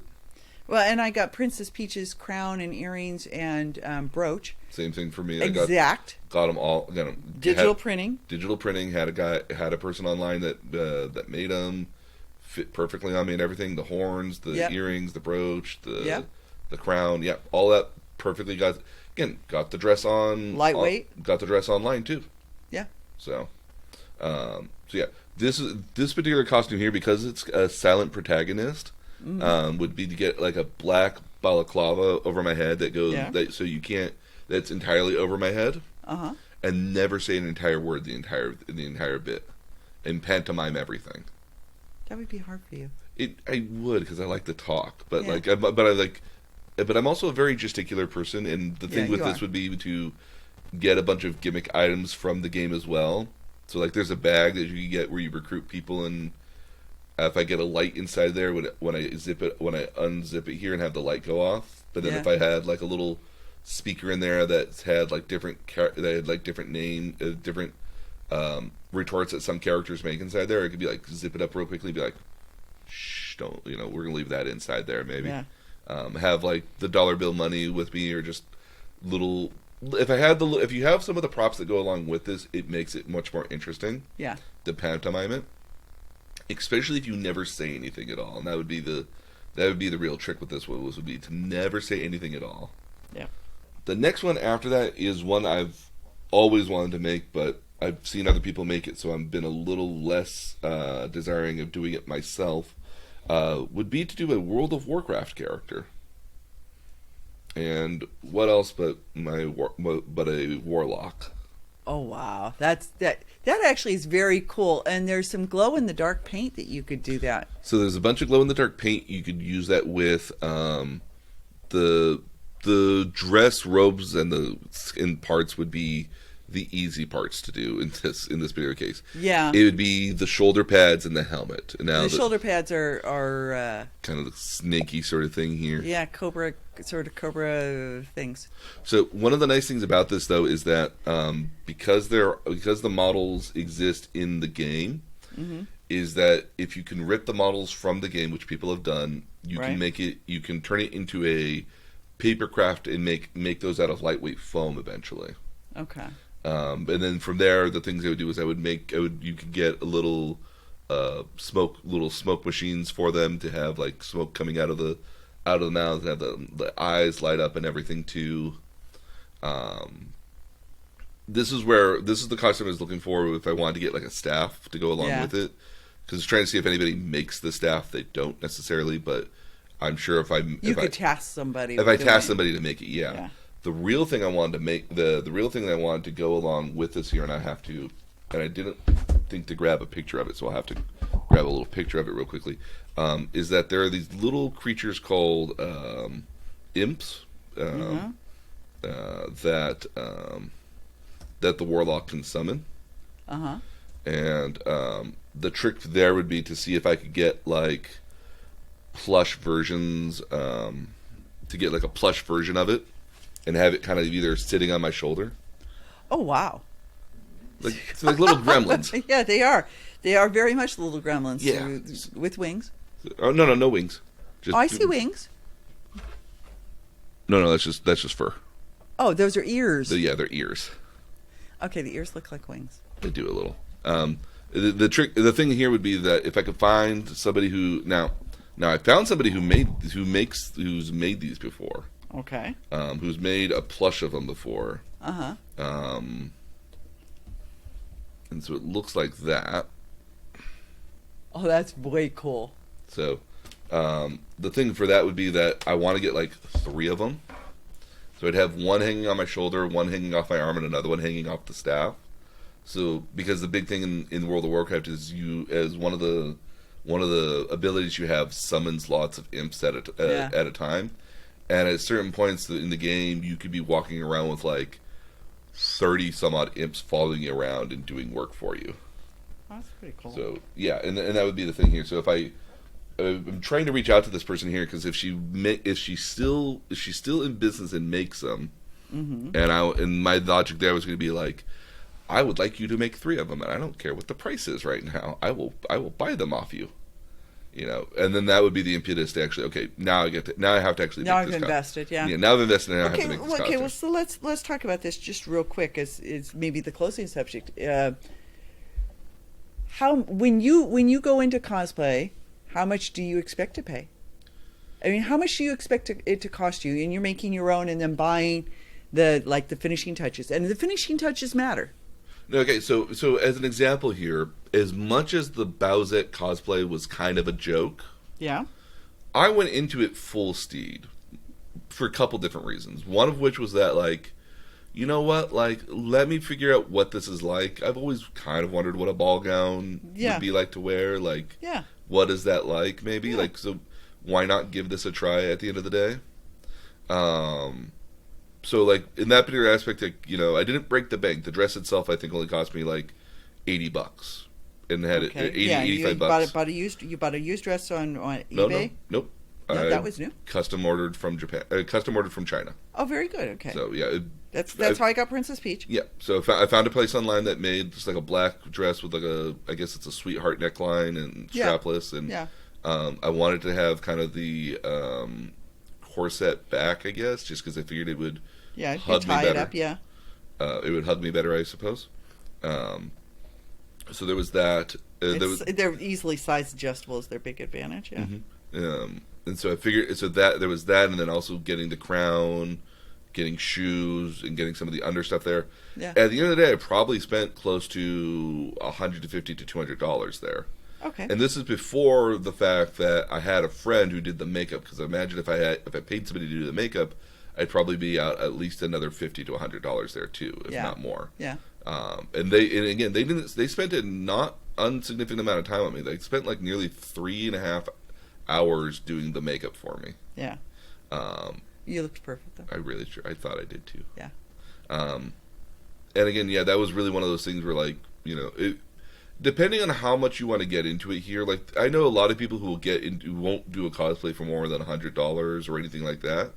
I have one cosplay that's literally all of like $50. And that's because what it was it's a Letterman jacket that I got that was on sale online for $40.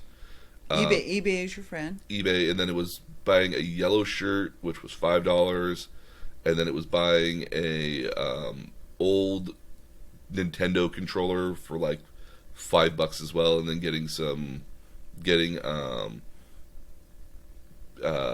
just some strapping and a belt buckle and a like a little connecting sort of thing there for the strapping with that. Super simple at the end of the day cosplay, but it's one of those nice things where you can wear it and you can just kind of walk around and nobody gives you shit for it. Yeah. Okay. So I as well went the China route for Princess Peach. Mm-hmm. Bought her not ready made. They custom make it for you. You give them your measurements. Some of these costumes they do have just kind of lying around because they mass produce them in some cases. A lot of cases though, like they won't. Like if you're buying like a schoolgirl outfit, they might have a couple of those lying around.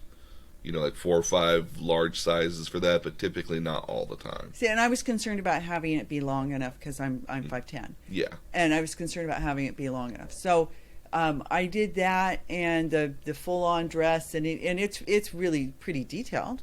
Oh yeah, no, it's very accurate. Okay, so that was $130. Mm-hmm. And then I bought because I thought, well, okay, as long as we've gone this far, I want the right earrings, crown, and the brooch, and those cost me like another $80. So I was $220 into Princess Peach. Mm-hmm. Didn't feel bad about that because even though I could have made the dress, by the time I bought all the materials, I'd have been halfway there anyway. Yeah, and okay, so here's fabric's gotten more expensive. Yeah, so here's a question for you, like for the Dr. Eggman red coat, like if you were to make that for somebody else and price it, like what would you price that at? Probably like almost like $120, $150, I would imagine. Well, I mean, so the materials in that piece are probably only $50, $60. The pleather's a little bit more expensive, but that didn't have a lot of it. Mm-hmm. It just had some of it. And I did you boot covers as well. Yes, there were boot covers as well. And and all, but my time's worth something. So it kind of depends on how much you're paying for somebody's time. Yeah. I'd probably go 200 on it because my time's worth something, and I probably have, mm-hmm. by the time I fashioned the buttons and figured everything out, I probably have, 20 hours of the time in it. Yeah. So Sonic here was almost $500. I would expect that. Yeah. I mean, he's perfect. He's beautiful. I think it was like Yeah. 500 plus tax, 500 plus shipping after that. He's beautifully done, and oh yeah, yeah, and that's what I'd expect. And yeah, I mean, how much was your brother's? He has a very accurate Green Ranger. Oh, I would have expected him to. The helmet alone, I would have probably expected to pay probably about $150 to $200 for that. Yeah, and then the rest of the costume, and the rest of the costume probably about another $200 because of the spandex lycra to match it to your body. And then also you've got this like green armor foam pad that goes over that as well. So he's got the perfect. Yeah, I mean, I would expect he probably spent $600 on that all in. About that, because he's got just the right chest thing and oh yeah, it's really accurate, very accurate.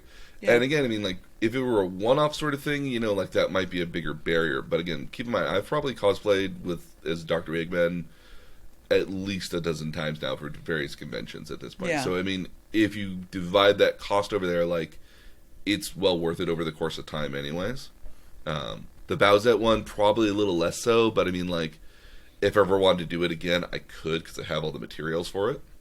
Now, Obi-Wan cost me more to make for you. Oh yes, quite a bit because it had a fair amount of suede cloth. Yeah, and the stitching alone, I would imagine, would probably put it in like the, in a $700 to $800 range. Yeah.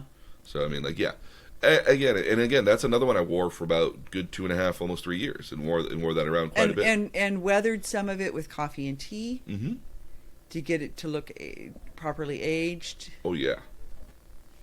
Beat it with some stones. Took it out in the backyard and beat it. You think I'm kidding? No, I'm not. I do not undoubt that. At the end of the day, yeah.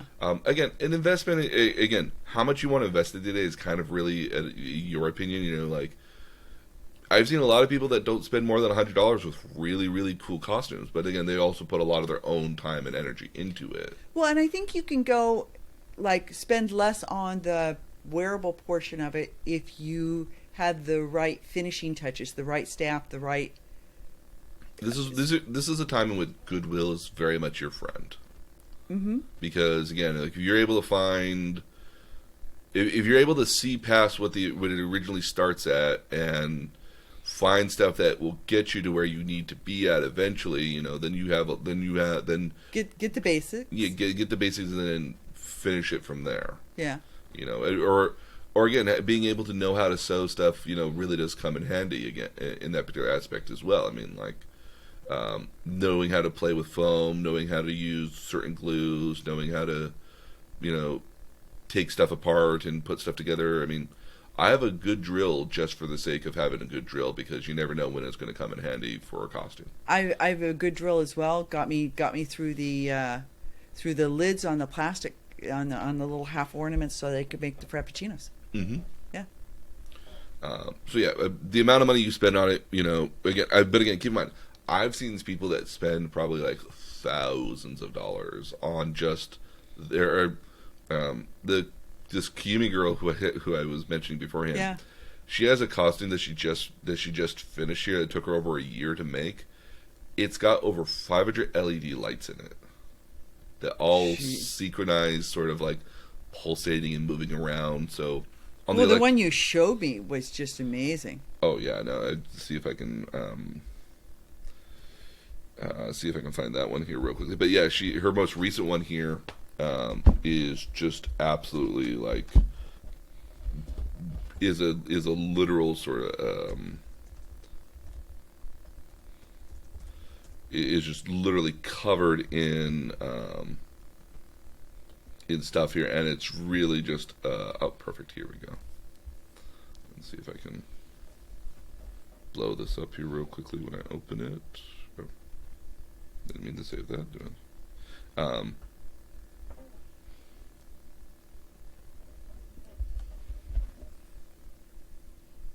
turning my surface.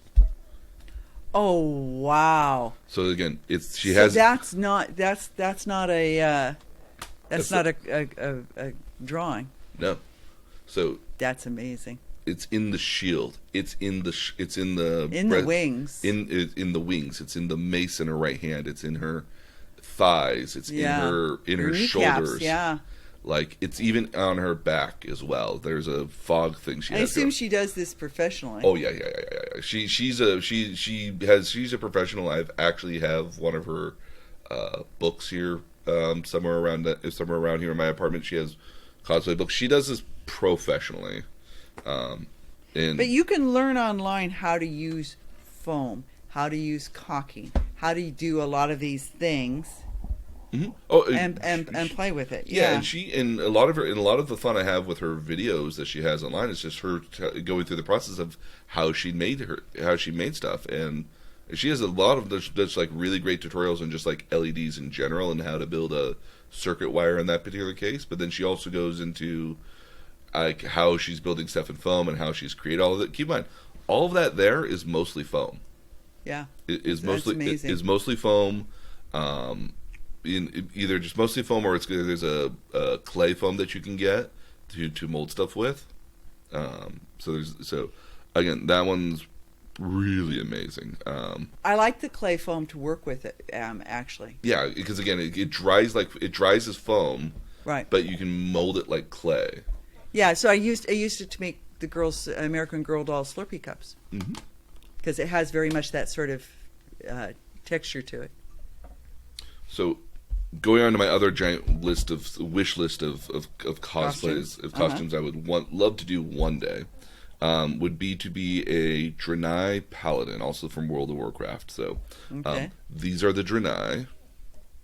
They're cool. They're big blue people, so it works perfect for me. Yeah. The fun part is going to be the legs because again, it's got kind of this horse hoof sort of like double knee thing going on. Now, there's a lot of people that have to do hooves online, and I figure you could steal the furries that like to dress up as horses, or something of that nature to copy what they do, and really all you need to do is just have the hooves kind of peeking out, and the rest of it's just armor on top of it. Yeah. But you just want to get the right shape for it. Yeah. And then this would be the armor that goes along with it. So it's kind of this blue and it's this gold and steel sort of thing with blue on it, and again, big bright shoulders that would be LEDs kind of lighting through there. Okay, so and I'm going to give you one more tip because I did this for your Evangelion costume. Or no, what did I do for you? I did the blue costume with the silver and gold. I know which one you're talking about. This was the Wildstar. Wildstar, okay. Yep. So pleather, if you get good quality pleather, and you get a Teflon sheet, you can buy Teflon sheets pretty easily. We'll kind of double as we'll double as like a foam sort of like thing. Yeah, so you get the Teflon sheet and you can layer pleather pieces like shapes and iron them on using the Teflon sheet between the pleather and the iron, and pleather will fuse to itself and still keep its texture. Yeah, and so because again, that one's kind of nice because it's got this leathery sort of look here. So if that were the case here, the next one I would do would be from the Fate franchise. I would use that for this. Because this is all kind of like gold armor sort of thing. So this is Gilgamesh or Archer from the Fate series. Well, and you could layer the pleather pieces exactly that way using the Teflon sheets and iron them into each other. Yeah, and get that. And then paint on like the blue highlights here and there. Yeah. The one difficulty with this one here is that he has a really cool sword called Aya, which it looks kind of like a baseball bat at the end of the day with this this binder kind of scabbard sort of element at the bottom. But along what would be the blade is that it has 3 segments on it that all rotate opposite of each other. I'm going to give you one more tip. Okay.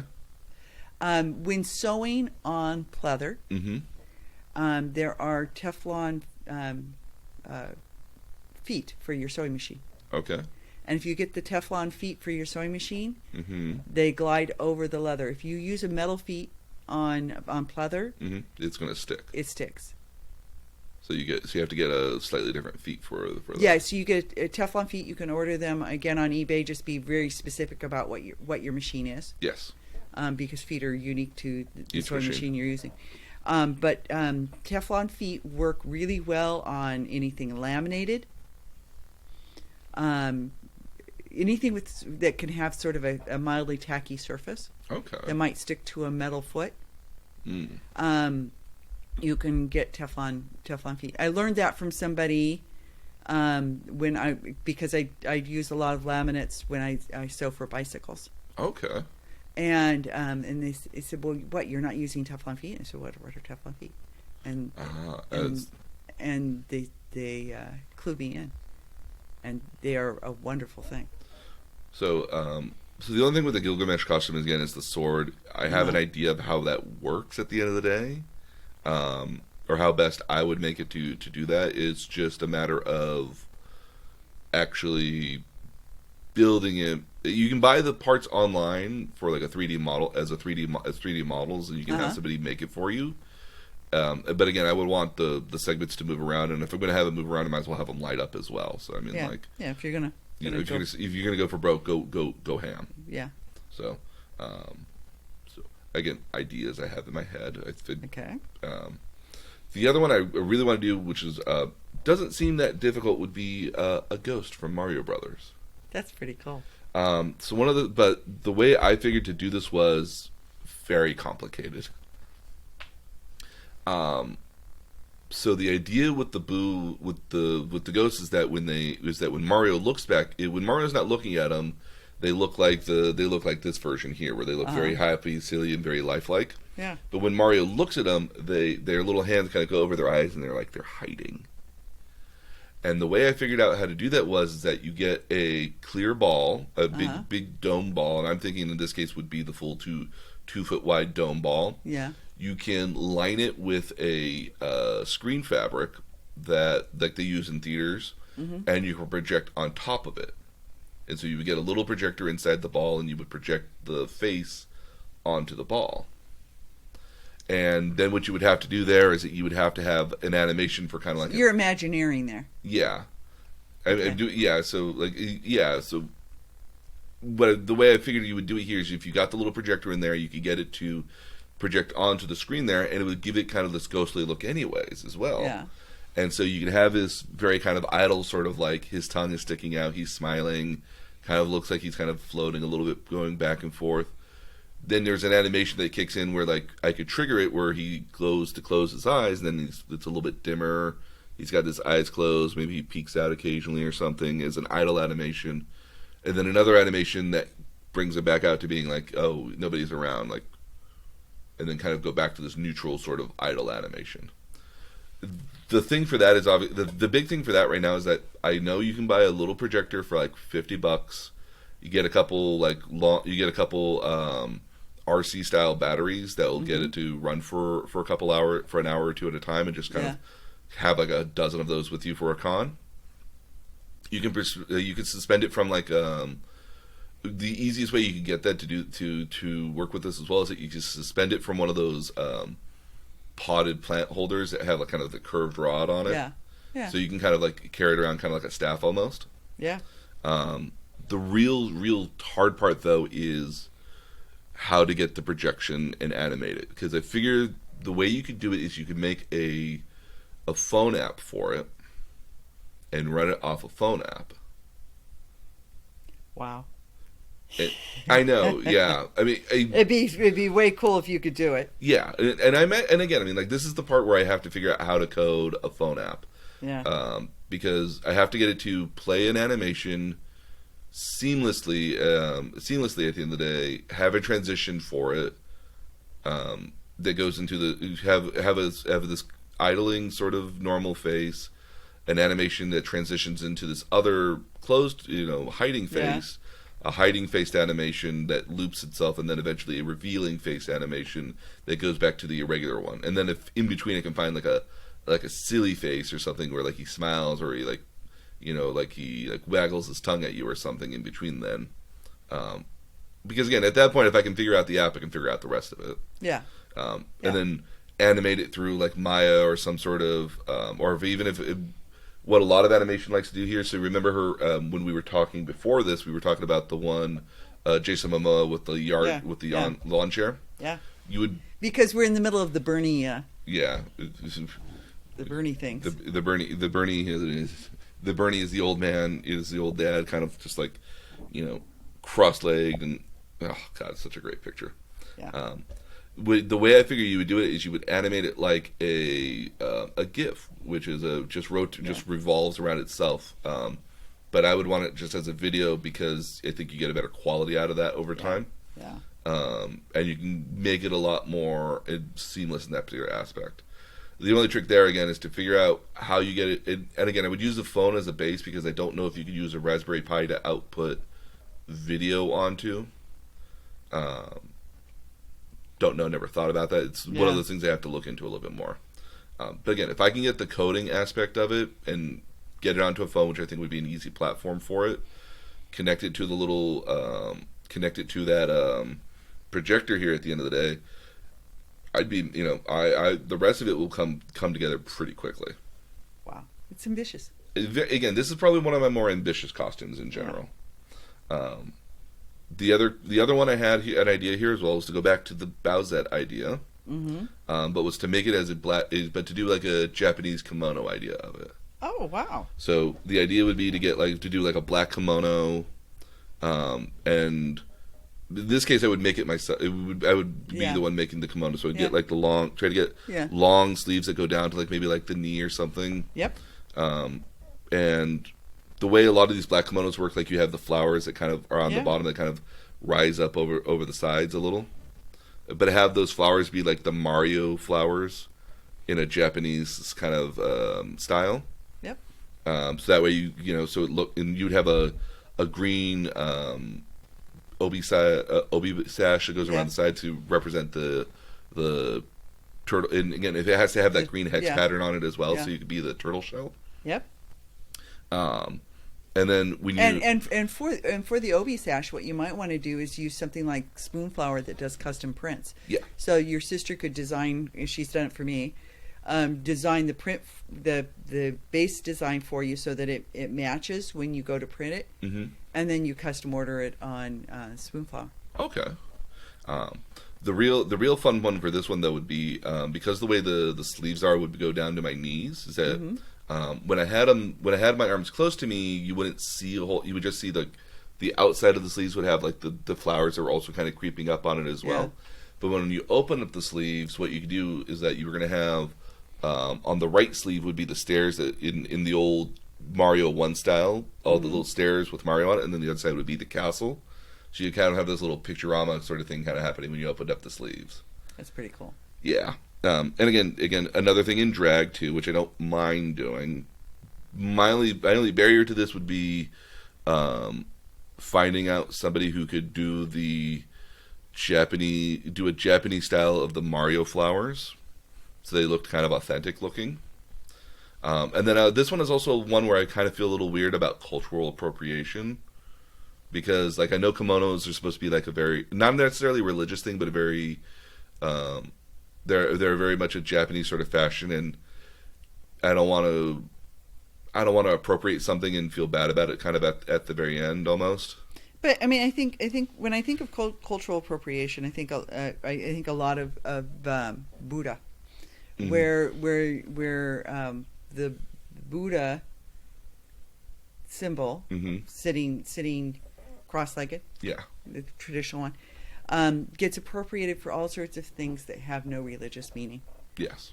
And it gets used as a style as opposed to a religious element, which is what it is. I think that's when appropriation oversteps. Okay. I don't think artistic styles oversteps. Okay then. I think images overstep. Do you understand what I'm saying? Yeah, I kind of. Like Buddha is a religious symbol, as is the Om symbol. Mm-hmm. And yet I see them on non-religious things all the time, and used in ways that are not religious. And I think that's tacky. Well, I think it's not respectful of what it's meant. It's not respectful. So Buddha is not a style. No, he's not. Buddha is a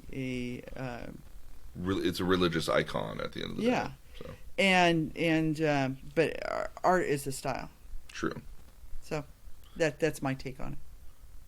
The next one I want to do, which is actually fairly reasonably easy to do on a certain level, would do a Japanese style Dr. Robotnik. Oh, so now what would that be like? So it would be, so the idea would be to just like a blue kind of yukata sort of like everyday sort of like wear sort of thing. Have the Geta sandals as well, right, where like they raise you up off the ground by like a foot. They're all made out of wood.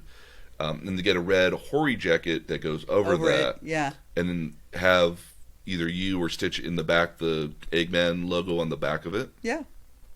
And then still just shave my head, have the mustache and the glasses. And then as an added effect, what I would love to do is to, and I know you can do this with like really thick stockings, I think, the opaque ones, I think, is if you line them with a Pringles can or some sort of like 2-liter bottle, you can paint onto them and then make it look like fake tattoos. So I have like 2D fake tattoos kind of over my arms and give that impression of being like a Yakuza, sort of thing. Well, you can buy the fake tattoo arms on exactly that on eBay. Oh, I know you can. It's just I want it to look like 2D art from Sonic the Hedgehog, essentially. Oh, okay. So that so that's what the specific ones. So I did for your sister one year an octopus costume, taking opaque stockings and the long balloons, and making the long balloons, the long thin balloons, making them sort of curly and shaped, and then putting the stockings. I took 4 pairs of pantyhose, so it had 8 arms, and I did the stockings, and then I took potato stamps and stamped on the suckers across the bottom, and used stiffy stuff to make the whole thing stiff. Oh, okay. And then I sewed the waistband of the stockings together, and it fit around her like a tutu skirt. Okay, so speaking of octopuses, I just say, so you could use balloons. You could use balloons, yeah. Another idea I had was to do Ursula. Oh, there we go. Because again, I figure I have the black dress. Yeah. And I could create tentacles that kind of look like they're coming out from underneath the dress. Yeah. So again, I thought that would be kind of. It'd be very cool. It'd be kind of silly and fun. Another one where you would do this in drag. Yeah. But again, I don't have any issues with that. I would love a Doctor Strange costume. That is cool. I think the Marvel cinematic version of Doctor Strange is just so freaking cool. Yep. And then what's really cool for this one here is that one of the things you can do is you can actually buy the circular discs that he generates. But not just any sort of circular discs. You ever see a spinning LED board? Yeah. So you can get one of those, and somebody's actually programmed it with the magical symbol on it. Oh, that's perfect. So the magical symbol still kind of rotates and moves because it does in the actual movies and stuff. Yeah. So you can have that out there so you can look like you were still doing it and everything. There we go. Yeah. So that's very cool. This is one I would clearly just buy at this point. Because not make it myself. Yeah, it would be fairly inexpensive to buy. I would think you could $200. It'd be like probably at least a $300, maybe $400 costume at the end of the day with the cape and everything. Yeah. But then the disc thing as well would probably be I've seen it online. Well, because I've bought the capes very inexpensively on Etsy. Because I bought Grandma a cape. I bought me a cape. Oh, yeah. When we went to the sing along Elsa, and we all went in costume. Oh, the Doctor Strange's cape here is very kind of patchworky, ornatey sort of looking. Okay. Yeah, and that would be the only thing with that one. For that, it would be that'd be the only thing. But again, there are plenty of people that do make it on Etsy, so I mean, like that's not a barrier at all. Etsy's a good resource. Very good resource. The last one I really want to make is I want to do better at working with rigid foam, so I can make myself a sword. I've had a couple cool ideas for kind of weird fantasy swords that I've always just kind of wanted to make and never actually, because I don't have the skill in the foam here. Yeah. So that'd be something I'd like to learn this year. And then the very last one is a weird kind of joke that takes a little bit of explaining. Okay. So when we talked about cosplay, one of the things we talked about was props. Way back in the day when we could go outside again and at a con. And there's a method of, if you have a prop with you, you have to go get it approved by the con to have it around. And this is so you can't hurt somebody with it. Ideally, yes. Yeah. I've seen plenty of things that could still do quite a bit of damage to people. You're right. But things at cons, they literally have a list of things that do for props. Can't have sharp blades. They can't have any metal blades or sharp blades, because even a metal blade, even if it's not sharp at all, still has a lot of heft and do a lot of, and it can actually still slice at the end of the day, regardless. Like it'll crunch through it, but you can get there. So they don't allow metal blades. They don't allow airsoft guns. Or any guns of any sort of caliber at all. Okay. You can have a prop gun so long as it doesn't shoot at all and it has an orange tip on it. So no Nerfs. You can actually have a Nerf gun with you. There's a lot of people that go online that repurpose Nerf guns and repaint them to look like either real guns or fantasy guns at the end of the day. Again, the real major trick is to make sure you put an orange tip on it, so if you're pointing it at somebody who does have a gun, they know it's not an actual gun because it's an orange tip on it. Right. That's why a lot of airsoft guns have orange tips on them. Yep. The other thing you can't have as well is you can't have staffs over a certain length. Okay. So a lot of them are capped at like being 6 feet tall or no more than 6 inches above what your own height is. Okay. And again, this is you don't swing it around wildly and lose control of it. Right. You can't have bows with you can have a bow, but you can't have it knocked. So you can't have the string in it. Okay. So like you can carry it, but it can't be. Yeah. It can't be a usable thing. Yeah. And what I've seen for some people, what they'll do is they'll have, it won't be knocked, but there'll be just two little strings with little wheels with little wheels on it. Yeah. So what they do is they'll just kind of grab those with their fingers and they'll pull it back so it looks like it's being knocked and pulled back. Yeah. But you can't actually fire anything because it doesn't have any. There's nothing on there to fire. It's not tense. No, there's no tension on it at all. Yeah. Okay. And so when you have a weapon that is approved, what you usually get is what they call a peace bond. And so in most cases this is a brightly colored zip tie that the con recognizes as an approved thing to have. Kind of like having a wristband. Yeah, very much similar to having a wristband, but it's one of those things where it's like it's approved by the con, so other con staff know, okay, this is all right.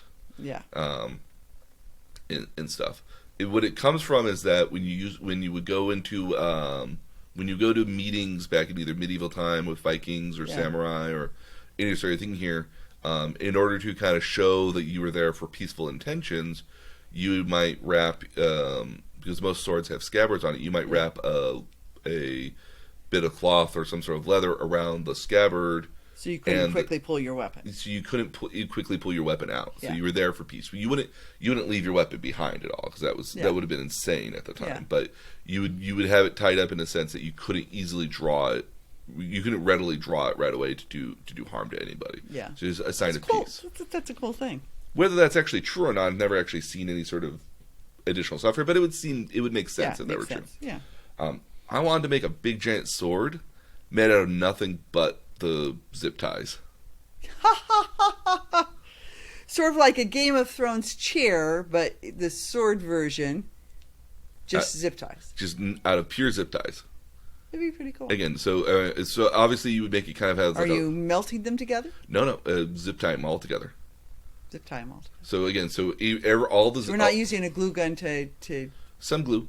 Okay. So the idea being here is that with the way that the knocking is on them, is to either connect them like as a daisy chain sort of aspect, or create loops of a certain size and then link them together like you would chainmail almost. Yeah. And stretch them out in such a way that that a lot of them eventually will get you the thing that you want. Well, that's not unlike I am collecting, still collecting ring tops from cans, from drinking cans, to knit a sweater. Yeah. So yeah, again, somewhat same sort of idea. So yeah, same sort of idea, and the idea eventually would be to make it pure, make it just a sword, just nothing out of it, and then go to all the con staff and be like, "Can you peace bond my weapon?" Pretty cute. Yeah. The addition to that would be some sort of like armor or some sort of common costume at one of these conventions that would be similarly made out of nothing but zip ties. Yeah. really just kind of sell the entire thing. I was thinking probably like a vest or some sort of like cloak out of the zip ties just to kind of prove the point, you know. Yep. Again, it's an entire at that point that's just an entire con joke, so that's why that would be funny. Which has a lot of value because if you can't laugh at yourself, who can you laugh at? No, and again, that's for me that would be like a Friday costume or a costume that if I just wanted to walk around the con and just have fun, just have like. Well, and that's the thing is you go to these and you don't get to enjoy a lot of the activities because you're in demand. I walk a lot around the con, but I don't end up going into a lot of panels because I worry that if I'm in a panel, people won't see me, and either I'm distracting or people won't see me, or because again, I've had people where they're like, "Oh my goodness, we saw you, we heard about you, and we wanted to see you. We were looking for you all weekend long." And I was like, "Oh, good."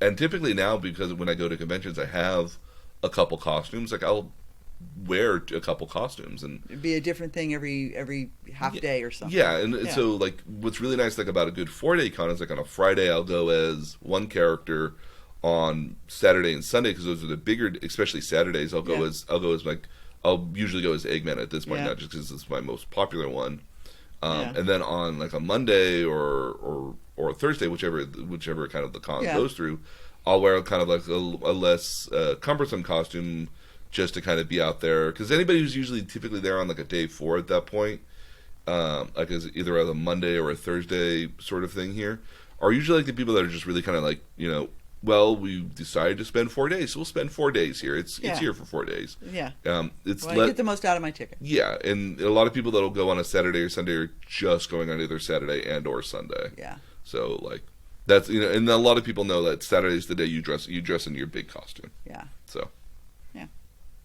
So that's some of the cosplay stuff I'm working on. I'll give you guys a loop back next week, though. We have our topic already decided for us. Okay. And so we're going to put all the show notes and all the pictures I have, because again, I have pictures to kind of go with all of these here, to give you guys an idea of what I was talking about with Mom. Yeah. So I will post this all on here onto our website at the nerdtutorialpodcast.com. Cool stuff. Oh yeah, absolutely. And then we do continue the conversation as well at our Facebook group at facebook.com/Nerd Tutorial Podcast, all is one word. Mm-hmm. And then we follow all of our previous topics that we've talked about on Twitter. So when any sort of new news comes in or about them, we have them on there. And our Twitter here is the nerd_tutorial. And so if you have any ideas for future topics or ideas for things we can do, or you want to see some of the stuff we've been following for future topics, like there's more. The Harry Potter Twitter just likes posting clips of old Harry Potter stuff. Like they're very much in line with doing that. Yeah. I'm curious if they're going to make any more of the mystical beast and where to find them sort of thing movies at this point. I actually enjoyed that. See, I didn't mind the first one, but I didn't really care for the second one at all. Or it'd be a lot like Wonder Woman. Okay. There we go. I'm okay with that. Yeah. So, and again, which doesn't mean I don't want a third one. No, I want a third Wonder Woman. Absolutely. I'm curious where they go through it with it next. So we had some good ideas. Oh yeah, there's a lot more. There's a lot more there. Yeah. But we hope that you guys stay safe out there in these weird times, and we'll see you guys again next time. Thanks.